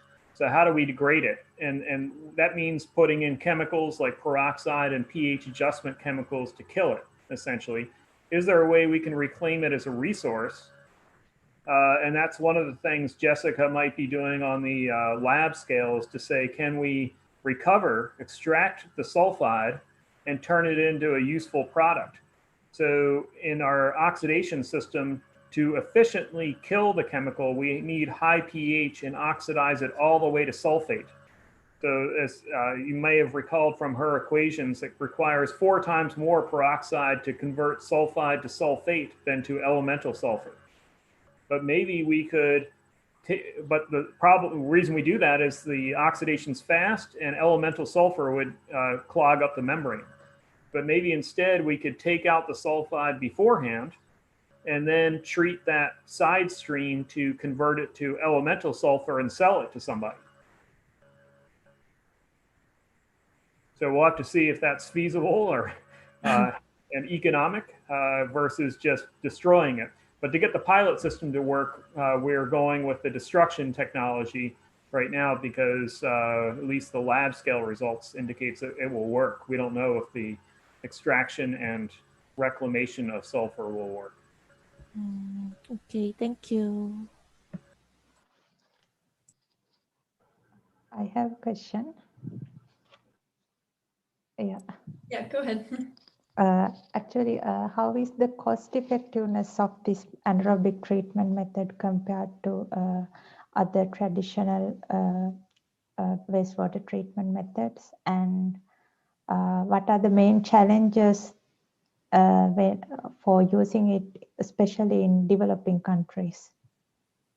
Yeah, that's a really great question. So part of what we're going to be looking at is doing sort of a cost benefit analysis on anaerobic treatment, like once we factor in all our reuse equipment and compare that to water reuse with traditional aerobically treated wastewater. So I guess you'll have to stay tuned for that. We're hopeful that it's cost effective. And then in terms of developing countries, I think my understanding of like the biggest obstacle would be it's kind of complex to treat wastewater anaerobically. The microorganisms are like a bit more sensitive to process upsets. So you need pretty sophisticated technologists or technology to monitor to make sure that you don't get any plant upsets. So that's probably a potential challenge of implementing it in developing countries. But hopefully the more that the technology is used, then we can streamline some of that and make it more user-friendly so that it can be implemented in, say, developing countries. That's a great question. So just to follow up a little bit on that, the California Energy Commission grant is basically designed to figure out the costs on paper at least. So we haven't completed the project yet, but on paper at least, the savings, they figure that if you harvest the methane, you should end up being energy neutral. So no energy input into the process versus like Jessica mentioned, this huge energy cost to activated sludge. There are some simplifications. Anaerobic bacteria on the activated carbon end up, in a sense, if you have a process, if you shut the process down, so say you have a seasonal wastewater plant or a process upset, what they found is the anaerobic bugs can be brought back to life relatively quickly because they're still on the activated carbon. Whereas with activated sludge, you get a washout scenario and then you have to reseed your bacteria to start again. The challenge, I would say, from the developing country part in particular would be, what if you have methane leakage? You can have a safety issue. So you have to be pretty careful, not just for safety, make sure somebody isn't walking around smoking next to the anaerobic reactor if you have a methane leak, but also from a global warming point of view, if you have substantial leakage, you're probably doing a net negative thing in terms of global warming compared to your CO2 reduction.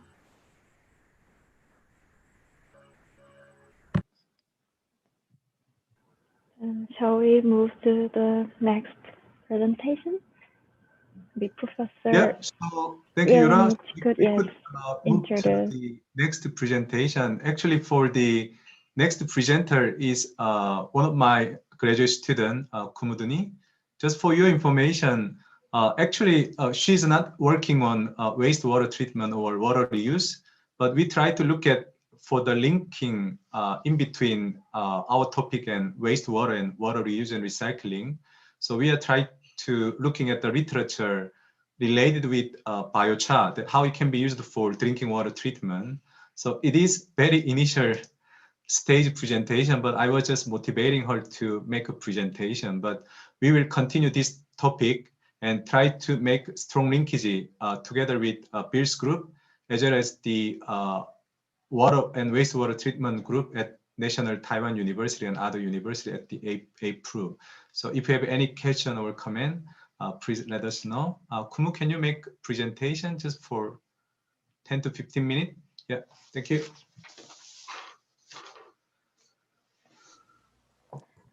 Thank you, Professor Ok, and thank you everyone for joining this presentation.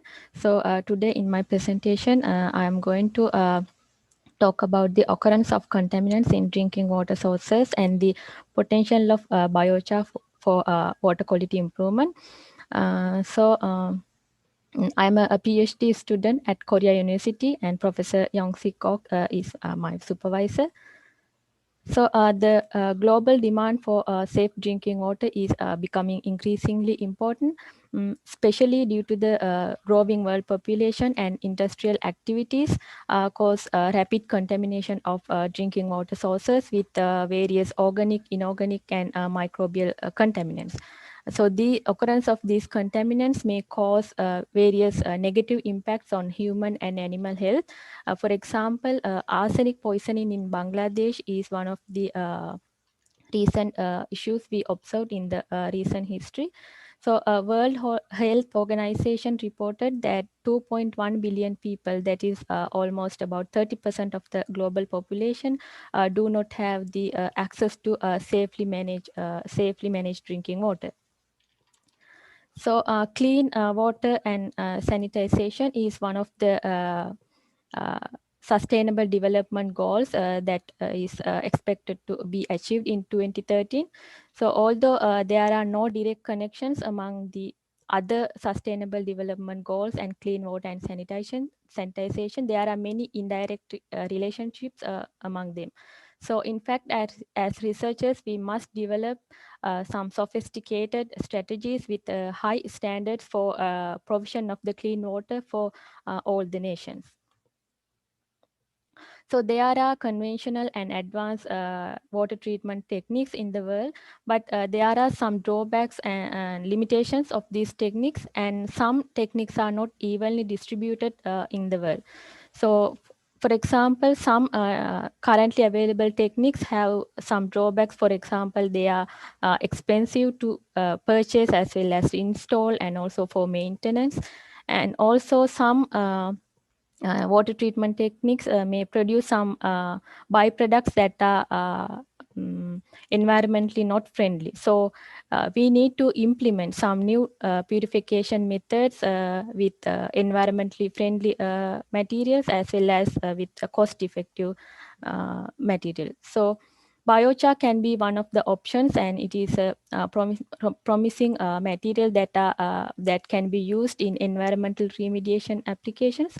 So biochar can be produced using various methods like slow pyrolysis, fast pyrolysis, gasification. So even after producing with these methods, we can further modify biochar with chemical modification, physical modification for enhancing their properties. So after enhancing their functional properties, we can apply this biochar for water purification as well as soil applications. For example, here I have found some papers from nature journals.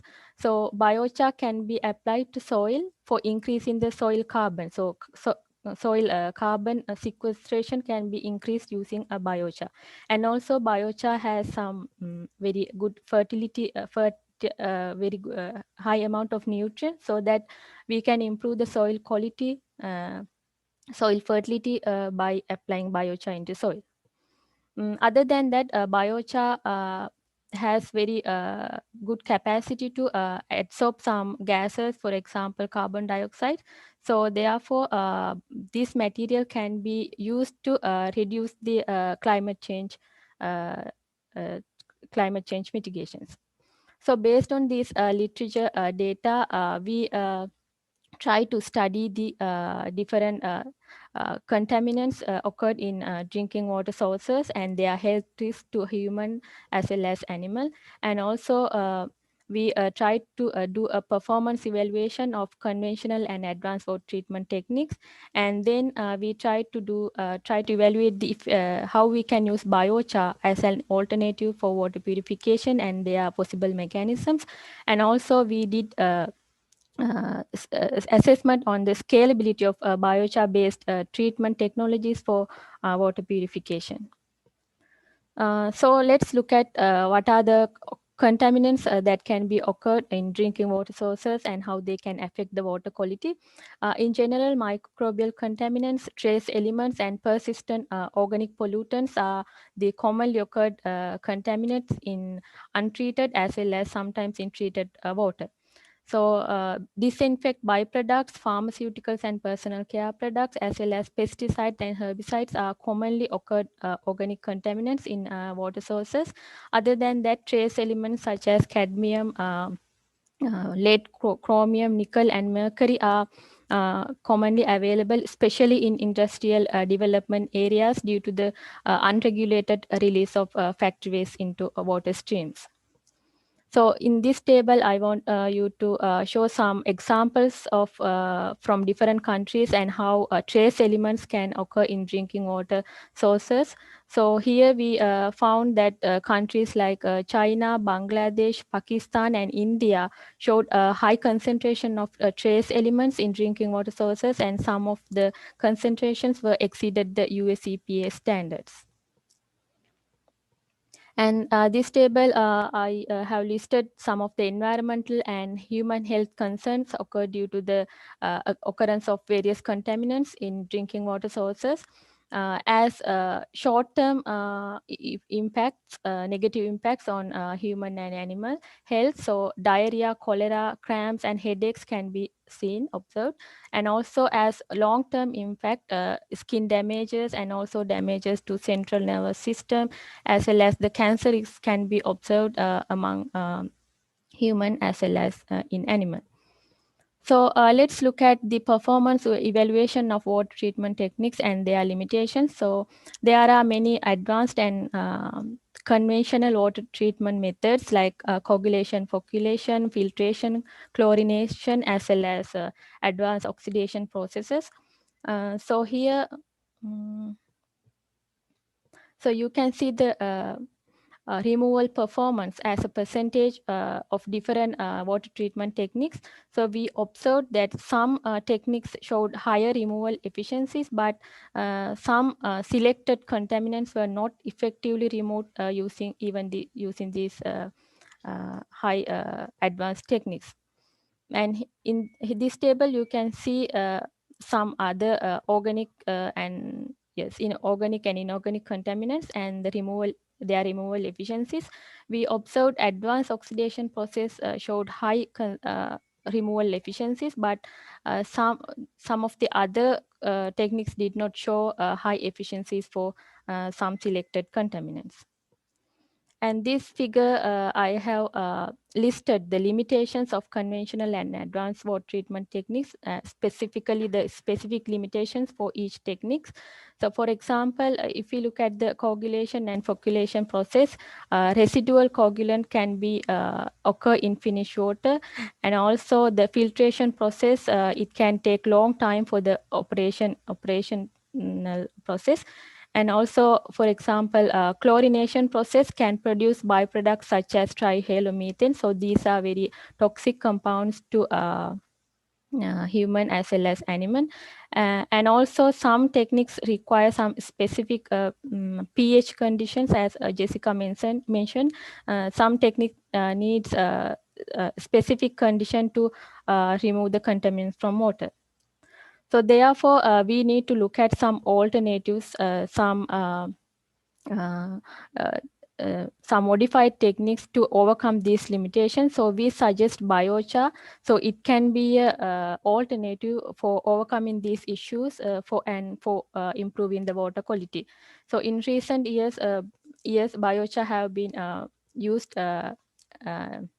very effectively in water treatment process, and also it is a cost-effective method and also environmentally friendly material. So however, depending on the type of biochar, the efficiency of the purification can be vary. So therefore, we need to look at the biochar, the mechanisms involved in the biochar and water contaminant removal and the interaction among them. So other than the usual application of biochar for water treatment, there are now innovative techniques developed in the recent years. For example, biochar-based membrane filtration, permeable reactive barriers, and the biochar augmented biofilters have been developed as new techniques in the field of biochar. So rather than using pristine biochar, we can use modified biochar for removing contaminants from water. Especially we can make engineered biochar using different techniques. For example, we can use chemical modification or physical modification for improving the properties of biochar. So using these modifications, we can improve the biochar surface area, surface functionality, and the pore volume, pore distribution. So because of these changes, biochar can absorb more or biochar can stabilize more contaminants from drinking water. So in this table, I have listed some selected examples from the literature and their removal performance of organic contaminants. So we observed that some selected biochar showed high adsorption, high removal percentage for some contaminant, especially here I have listed only the organic contaminants. So we observed even 100% removal of contaminants were observed using biochar. So these biochar were produced under high temperatures, or some were modified with chemical modification. So in this table, I have listed the microbial contaminants and the removal efficiency. So we observed most of the biochar removed almost 90 to 100% of microbial contaminants, and except a few cases. So what are the mechanisms involved in this removal process? So in this figure, you can see the possible mechanisms involving the removal of microbial contaminants as well as organic contaminants. So biochar surface has more functional groups, and because of these functional groups, the contaminants can adhere to the biochar surface, or these contaminants can be precipitate or can make some complexation with biochar, and those contaminants can be immobilized, and those contaminant can be stabilized using biochar, and then water can be further purified. So in this table, I have listed some selected inorganic contaminants and their removal efficiencies with biochar. So here again, we observed some selected biochar, especially those were modified with chemical activation, and some were produced under high temperatures. So those were showed high removal efficiency. For example, copper and arsenic and zinc were removed up to 100% with these selected biochars. So again, because of the availability of functional groups on biochar surface, this trace element can be immobilized, or this trace element can be removed from wastewater using ion exchange and surface complexation mechanisms, and also hydrogen bonding, electrostatic attraction, and also with pore filling or precipitation process. So let's look at the upscaling of biochar-based water treatment system. So here I have selected only one example from the literature. So this system called as a multi-barrier system, and in here they used different type of barriers, not only biochar. So in the first step, they use gravel layer. So the water will be gone through this gravel layer from bottom to top, and then this water will be gone through a slow sand filter. So sand and biofilter. After that, this water will enter to the biochar containing filter. So then they have obtained the clean water through this process. So this is called multi-barrier system. So in this process, they use a different type of barriers for making the clean water. And this system has the capacity of around 100,000 liters per day. So this is a large scale system. So this can produce more water per day. So when we design any large-scale biochar-based water treatment system, it is very important to consider the type of contaminants in the water, and also the concentrations of the contaminants in the water. Especially the wastewater always contain mixture of contaminants. Therefore, it is very important to identify the filter design. And also in the future biochar-based waste treatment systems, it is very important to consider multi-barrier systems rather than using single contaminant removal filters. And also for the people who are living in rural areas, especially in developing countries, we can suggest a small scale filter systems that can supply sufficient drinking water for an average family size. And also we can make biochar using the locally available feedstock in their localities. As biochar can be produced from extremely diverse biomass, so we need to determine which biochar we need to use in this system, because the the selection of biochar will offer the best sustainability and profitable option for drinking water treatment. And also it is important to assess the feedstock life cycle assessment under the specific socio-economic scenarios, and also the socio-economic analysis of the process should be begin with the large scale but clean production of biochar in order to reduce the carbon footprint for water purification. So in conclusion, there can be various contaminants in water, like microbial, organic and inorganic contaminants. So these contaminants can cause detrimental health effect on animal and human health. Even though there are conventional and advanced water treatment techniques, still there are some drawbacks, and we need to address these limitations immediately with proper alternatives. So we suggest biochar as an alternative, and also it has shown its capacity for removing various type of contaminants from water. And also biochar has shown its capacity for upscaling a water treatment system. So biochar would be a good option for water purification system.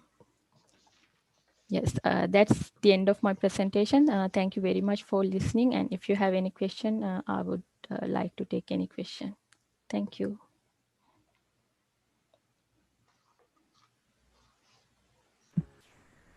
I have a question, or so we used to do this program, Engineers Without Borders, where we would look at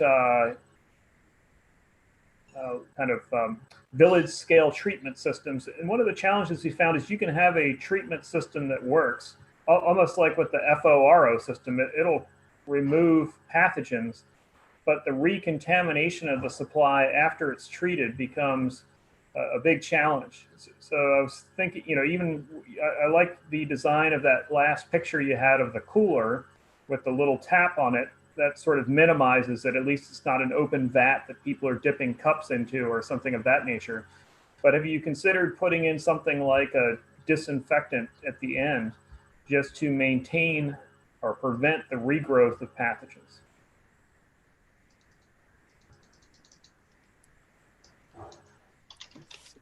So you are suggesting that for the small scale water purification systems?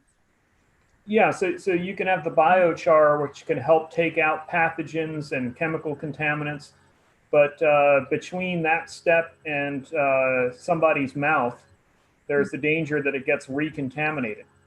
Yeah. And so maybe incorporating a disinfection step that leaves some sort of residual so that microorganisms aren't able to start regrowing in there. Particularly when you think about a biochar, microorganisms are going to start growing on there, and they're going to start shedding into the water. Ideally, they're not pathogens, but one never knows. Yeah. Yes. Yeah, I think that's a good point that we can consider for our practical experiment. So any question or comment? Yeah, from NTU. Yeah, so because in our group, we have made many efforts to use biochar for groundwater remediation, such as arsenic. So in your study, do you try to apply this biochar or engineering biochar for the arsenic removal? I think it's a very important topic in the world. Thank you for your question. Actually, we didn't do any study on arsenic, but I think arsenic is an anionic, and I have seen some studies that because of it is an anionic, and the biochar surface is also has a negative surface, so maybe there can be repulsion. But if we can modify biochar with engineered some techniques, we can improve the biochar properties for increasing the arsenic removal as well. Thank you. Yeah, that's a good point. In addition, though the community didn't work on the topic, but the arsenic control with biochar is a long-lasting topic of our group. So we've been working with Jo Chen, who is the UNESCO arsenic chair, that developed a few prototype material that's mainly as you know, the iron oxide or the nanomaterial coated on the surface of the biochar, that they can control both cationic and anionic. Definitely that works for the water, but while we are looking for the soil, that might be a bit more challenging because as affected by the pH of the soil environment, arsenic mobility and species can be deeper. At the same time, cationic matter can be difficult to be immobilized. So it's a bit challenging capturing both cationic matter together with the anionic matter. So it's quite challenging, but using nanomaterial or the iron oxide coating might be one of the possible solutions for that. Yeah, thank you. So due to the time limitation. Can I ask a quick question? Okay. Yeah, go ahead, Ali. It's fine. Very quick question to Kumudini, please, about the LCA study. Kumudini, you mentioned the work on LCA. Have you started to think about that and perhaps what you are thinking as to how you will what you will compare your LCA problem against? What's your benchmark process, for example, to compare against when you do the LCA? Have you had any thoughts about that? Yeah, actually, that one is Kumu is not doing, but I think Dr. Yuan, who is research professor in my group, is currently collaborating with Shannon Wang and a few other experts on techno-economic assessment as well as LCA. So, Dr. Yuan, are you there?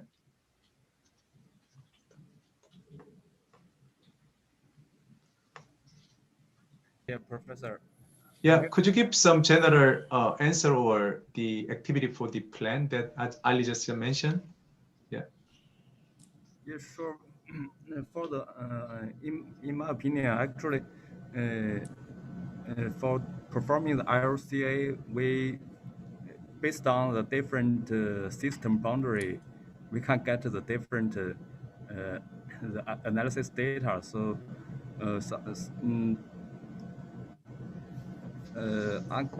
I cannot could give the exactly expected analysis data, but compared to several different methods, we can get the general data for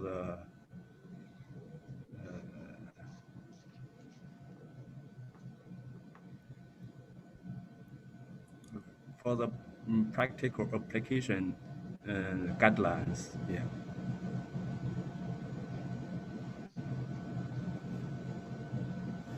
Yeah.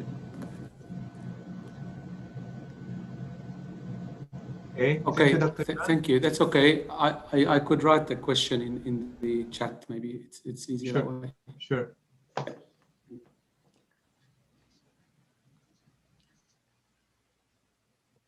Let's move to next presentation.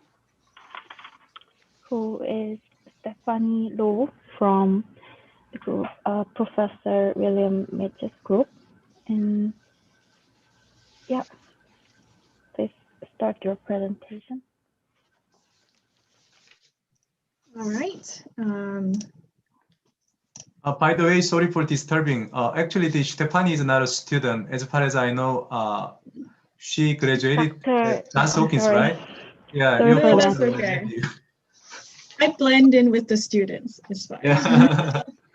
So my name is Stephanie Lau. I'm a postdoc working with Dr. Bill Mitch at Stanford, and I'm originally from Hong Kong, so I'm glad to hear that there are participants from Hong Kong here. And today I want to talk about disinfection byproducts, their toxicity and relevance to potable reuse. So why should we care about disinfection byproducts or DBPs in potable reuse water? So as Bill mentioned earlier, DBPs are considered priority health chemicals. So the National Research Council in the United States published a report on wastewater reuse, and they compared the margins of safety of DBPs with the those of other classes of contaminants.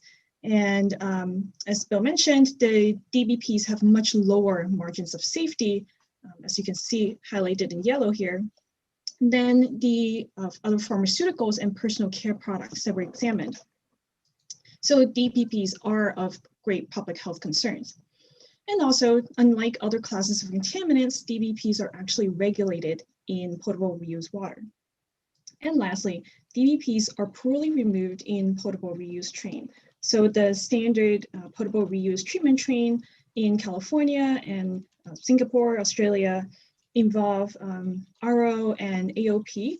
And DBPs, many of which are low molecular weight and volatile, can actually pass through RO membranes and may persist after AOP treatment. And current research focuses primarily on measuring the concentration of DBPs in potable reused water. The concentration alone doesn't tell the whole story because the toxicity of a contaminant is a function of both the concentration and the toxic potency. And so previous members of Bill's group have weighted the DBP concentration by the metrics of toxic potency. And the toxic potency metric is the concentration that's associated with a specific risk level.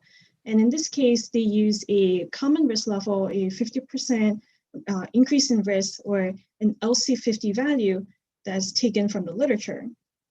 And so when you divide the concentration of that DBP by its LC50 value, you get a toxic potency weighted concentration. Now, because DBPs always occur as a mixture in disinfected water, previous researchers took the sum of these toxic potency weighted concentrations, so shown in this formula down here, to estimate the quality of a disinfected water. So here's a concrete example. The graph on the left shows the total DBP concentrations that were measured in potable reused effluents along a treatment train that uses RO and AOP. And what's most interesting about this graph is that the majority of the DBPs that are found in these potable reused effluents were trihalomethanes, THMs, and haloacetic acids, HAAs. And these are the regulated DBPs. But the picture looks very different when you take into account the toxic potency of the individual DBPs. So what they did was they divided the concentration of each DBP by the LC50 value and then adding everything up. And you can see from this graph on the right that THMs and HAAs are no longer the major players. In fact, it is these unregulated DBPs such as halocetonitriles and halocetamides that are contributing the most towards the toxicity of these disinfected potable reuse effluents. But these calculations have two major limitations. The first is that these calculations assumes that the toxicity of DBPs in a mixture is additive. And we know that chemicals in a mixture can have different types of interactions. They can be additive, synergistic, or antagonistic. And the second limitation of this approach is that these calculations only consider known DBPs. And even though we've identified more than 700 DBPs so far, there are many, many more that have not been identified yet. So I try to address these two limitations in my current research. So the first question, is the toxicity of DBPs in the mixture additive? So I try to address this question by making defined DBP mixtures based on the concentrations of DBPs that were measured in drinking water and potable reused water from a previous study. We then performed toxicity assays to obtain what we call a bioassay-based cytotoxicity index. And these are shown by the light green bars here. And then separately, we took the measured concentration of each DBP in these mixtures, divided by the LC50 value from the literature, and then adding everything up to obtain a calculated cytotoxicity index shown in dark green here. And as you can see from this graph, there's good general agreement between the bioassay-based toxicity and the calculated toxicity. So this tells us that, yes, we can assume that the toxicity of DBPs in the mixture is additive. Now on to the second limitation, which is that most of the DBPs in the disinfected water are unknown. And because we don't know what they are, we don't have any information about their toxicity. So we can't just do calculations. We actually need to extract these unknown DBPs and then perform toxicity assays. The standard EPA method used to extract DBPs for toxicity assay is XAD resin extraction. And XAD resins were first developed to fractionate natural organic matter, which consists of these macromolecular structures. And people assumed that these XAD resins would also work well for DBPs, many of which are low molecular weight and volatile. But nobody has tested this assumption. So we decided to examine the extraction efficiency of this standard EPA method and compare them with the two other extraction methods, solid phase extraction and liquid-liquid extraction. So we selected a group of test analytes that include the volatile and semi-volatile DBPs that are commonly measured in disinfected water, and then 3 haloacetic acids down here, which represent non-volatile DBPs, and then a group of model compounds to represent unknown, largely non-volatile DBPs. So we spiked these test analytes into 1 liter of deionized water, extracted the water using the 3 different methods, and here's a subset of the results. So you can see from this graph that XAD resin extraction, represented by the orange bars, really did not do a good job at recovering the volatile DBPs or the haloacetic acid. XAD did do work better for the more non-volatile compounds. So in general, liquid-liquid extraction and solid phase extraction led to higher recoveries than XAD resin extraction, even though there's no one method that is capable of achieving 100% recovery of these test analytes. And we saw similar trends for the remaining test analytes. So in general, liquid-liquid extraction and solid phase extraction outperformed the standard EPA method. But this is only extraction at the 1 liter scale. For toxicity assay, we actually need to extract 10 liters of water to get a high concentration factor to improve the sensitivity of a toxicity assay. So does this trend that we see at the 1 liter scale actually hold at the 10 liter scale? So what we did was we collected many liters of the creek water, chlorinated the water in the lab, and then extracted the water using solid phase extraction and XAD resin extraction.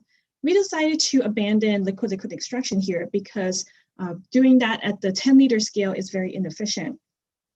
So this graph is showing the recovery of known DBPs at the 10 liter scale. And you can see that in general, solid phase extraction led to higher recoveries than XAD resin extraction, even at the 10 liter scale. But then again, there are some compounds that were not recovered to any significant extent, no matter which method you choose. All right, so this is known DBPs, but we are also interested in unknown DBPs. So how do we determine their recovery since we don't know their structure? We decided to use potential toxicity as a measure of unknown DBP recovery. And we quantified potential toxicity using a thioreactivity assay. And the results from this thioreactivity assay are shown in this graph. And you can see that for both of the creek waters that we extracted, the solid phase extracts contained higher thioreactivity than the XAD extracts. So this tells us that SPE retained more potential toxins than the XAD resin extraction. And this makes sense because I showed you earlier that SPE is better at retaining test analytes than XAD in general. So to summarize, DBPs are an important class of contaminants in potable reused water because of their toxicity, because they are regulated, and because they are poorly removed in potable reused trains. And I showed how that it is valid to assume that the toxicity of known DBPs in a mixture is additive. And this is great news because we can use this toxic potency weighting calculation shown here to estimate the toxicity of a water without having to do toxicity assays. But the complication is that the majority of DBPs in the disinfected water are unknown. So we need to extract these unknown DBPs to examine their toxicity. And I showed you how it is challenging to extract many of these volatile DBPs, especially using the standard EPA method. And so the toxicity assay results reflect mostly the contributions of unknown non-volatile DBPs. And with that, I'd like to thank the people and organizations who supported this work. As you've heard many times, I work with Dr. Bilmich at Stanford University. I also work with toxicologists led by Dr. Michael Plewa at the University of Illinois at Urbana-Champaign, and funding comes from the United States National Science Foundation and Water Research Foundation. And with that, happy to take questions at this time.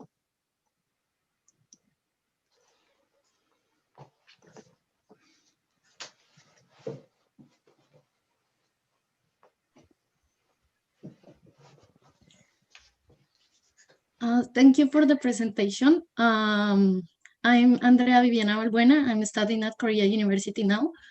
I'm part of Professor Oak's lab, but I am from Colombia. I found interesting what you say that it would be possible to measure, like you say, the toxic potency weighting calculations. Is it possible to apply this for the seawater toxicity that for sure I think it has DBPs, like it will be possible? Yes, so as long as you know the measured, as long as you can measure the concentrations of known DBPs in any sort of water sample, you can use this calculation approach. And it is not just limited to potable reused water. Thank you. Thanks.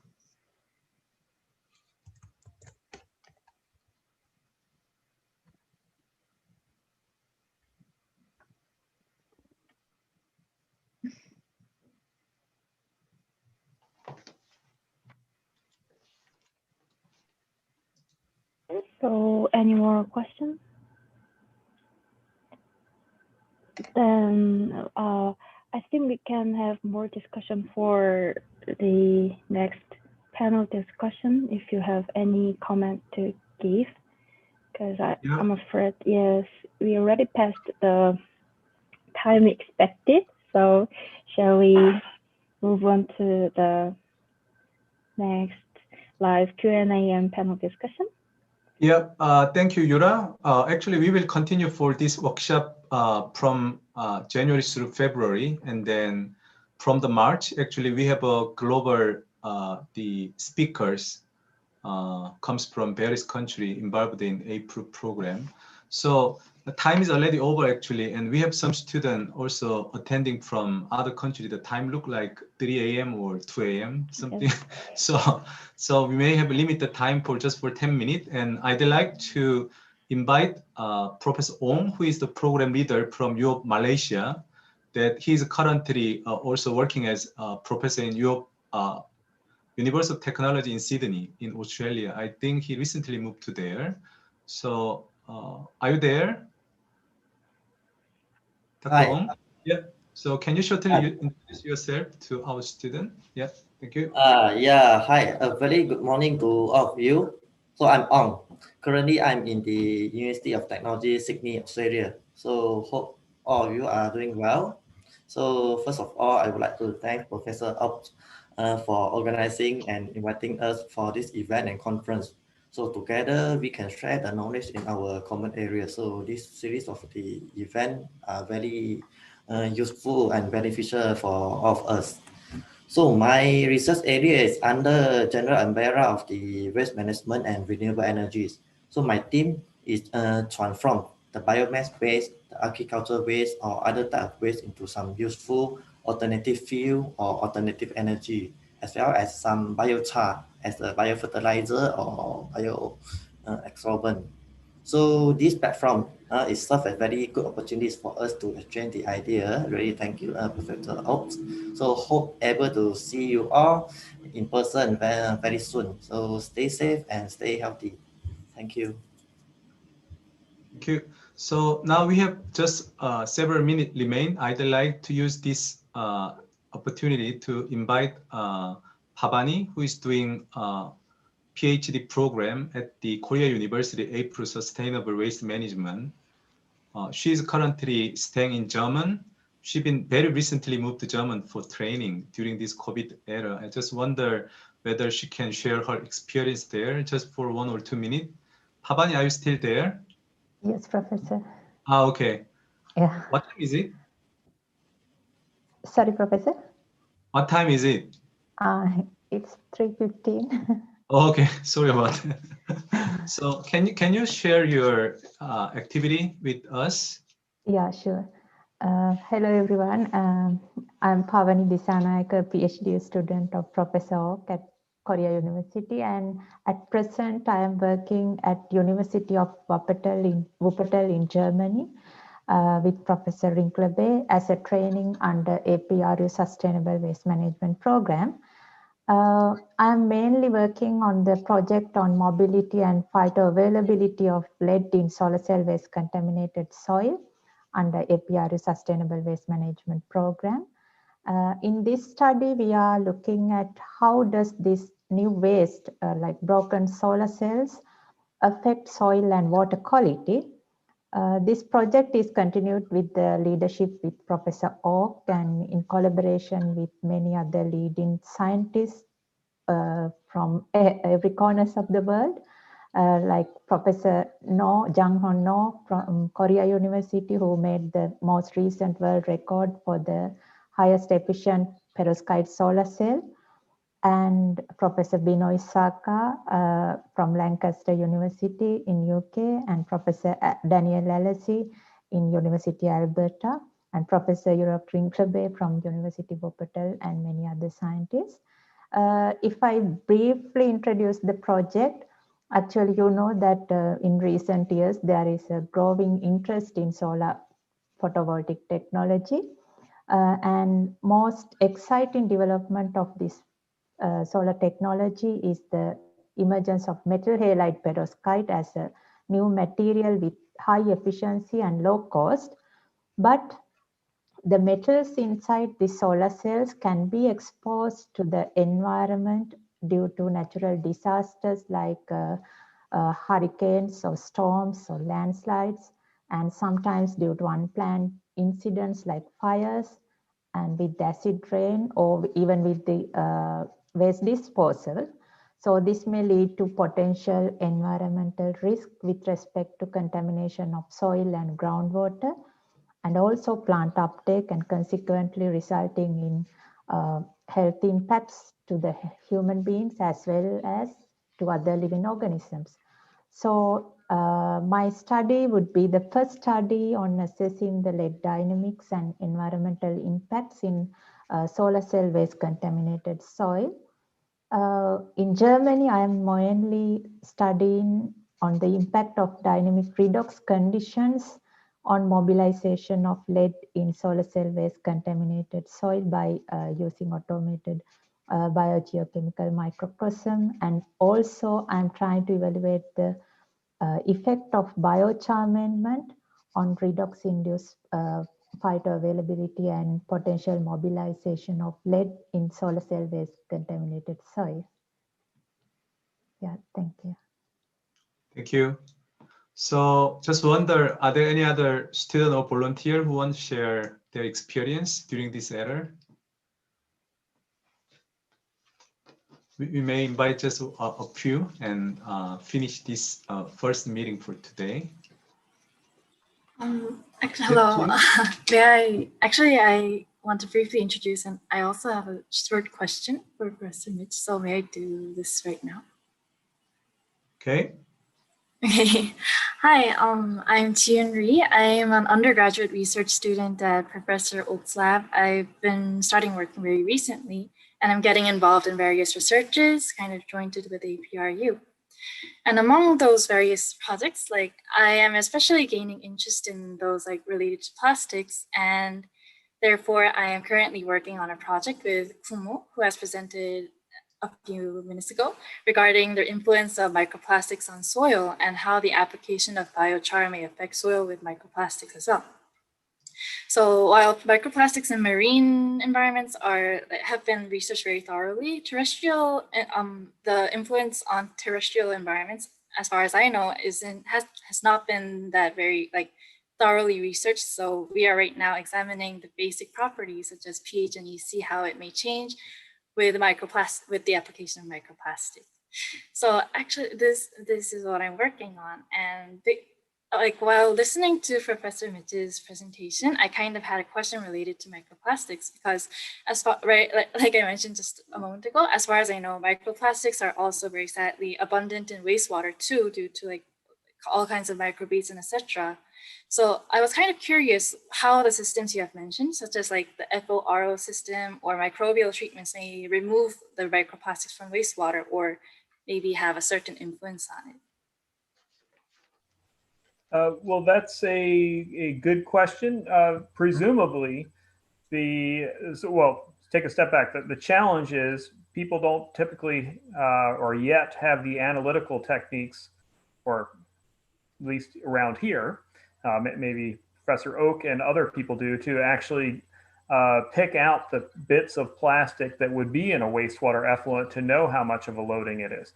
It is a priority concern for utilities, at least in the San Francisco area. There's a group, the group that discharges to the bay helps fund an agency called the San Francisco Estuary Institute that tries to measure priority contaminants of various sorts in the bay. And they've wanted to look at levels of microplastics, but the challenge is there aren't standard techniques that people can agree on yet to quantify those levels.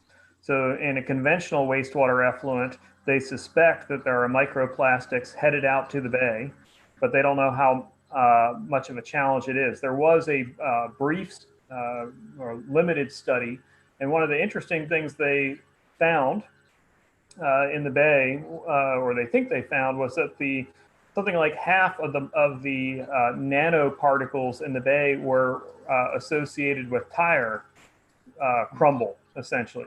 And then the other ones would be kind of plastics of various sorts. But whereas the tire material stayed in the bay, they believe that the plastic, the more traditional plastics like the polyethylene type of stuff, made it out the Golden Gate into the Pacific Ocean. So you can look at it either way. You can say, well, that's diluting it, or alternatively exposing Pacific Ocean creatures to it.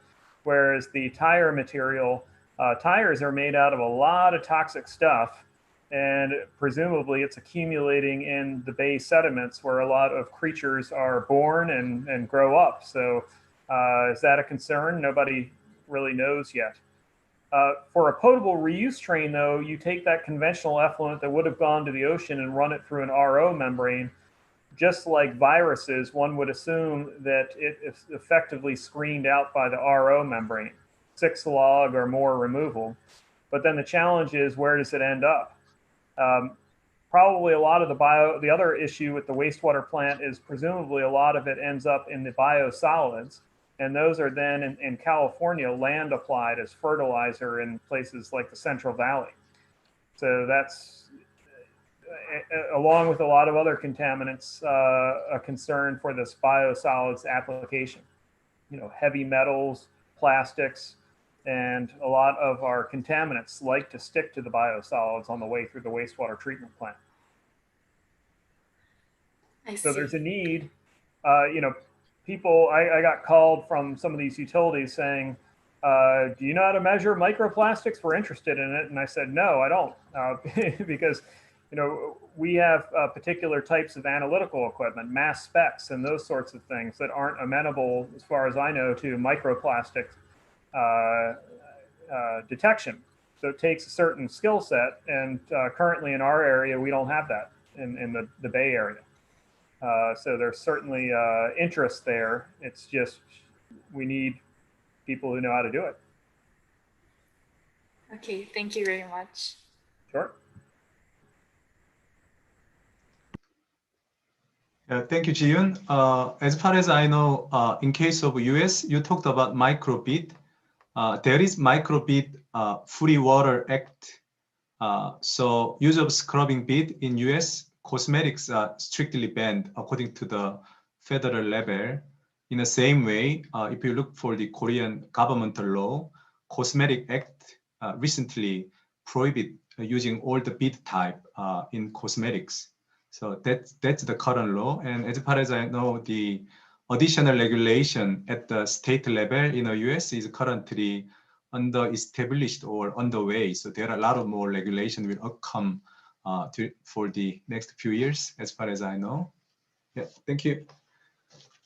Okay, so thank you very much for staying for a long time during your busy schedule. And I really appreciate for all the APRU program leader join this meeting today.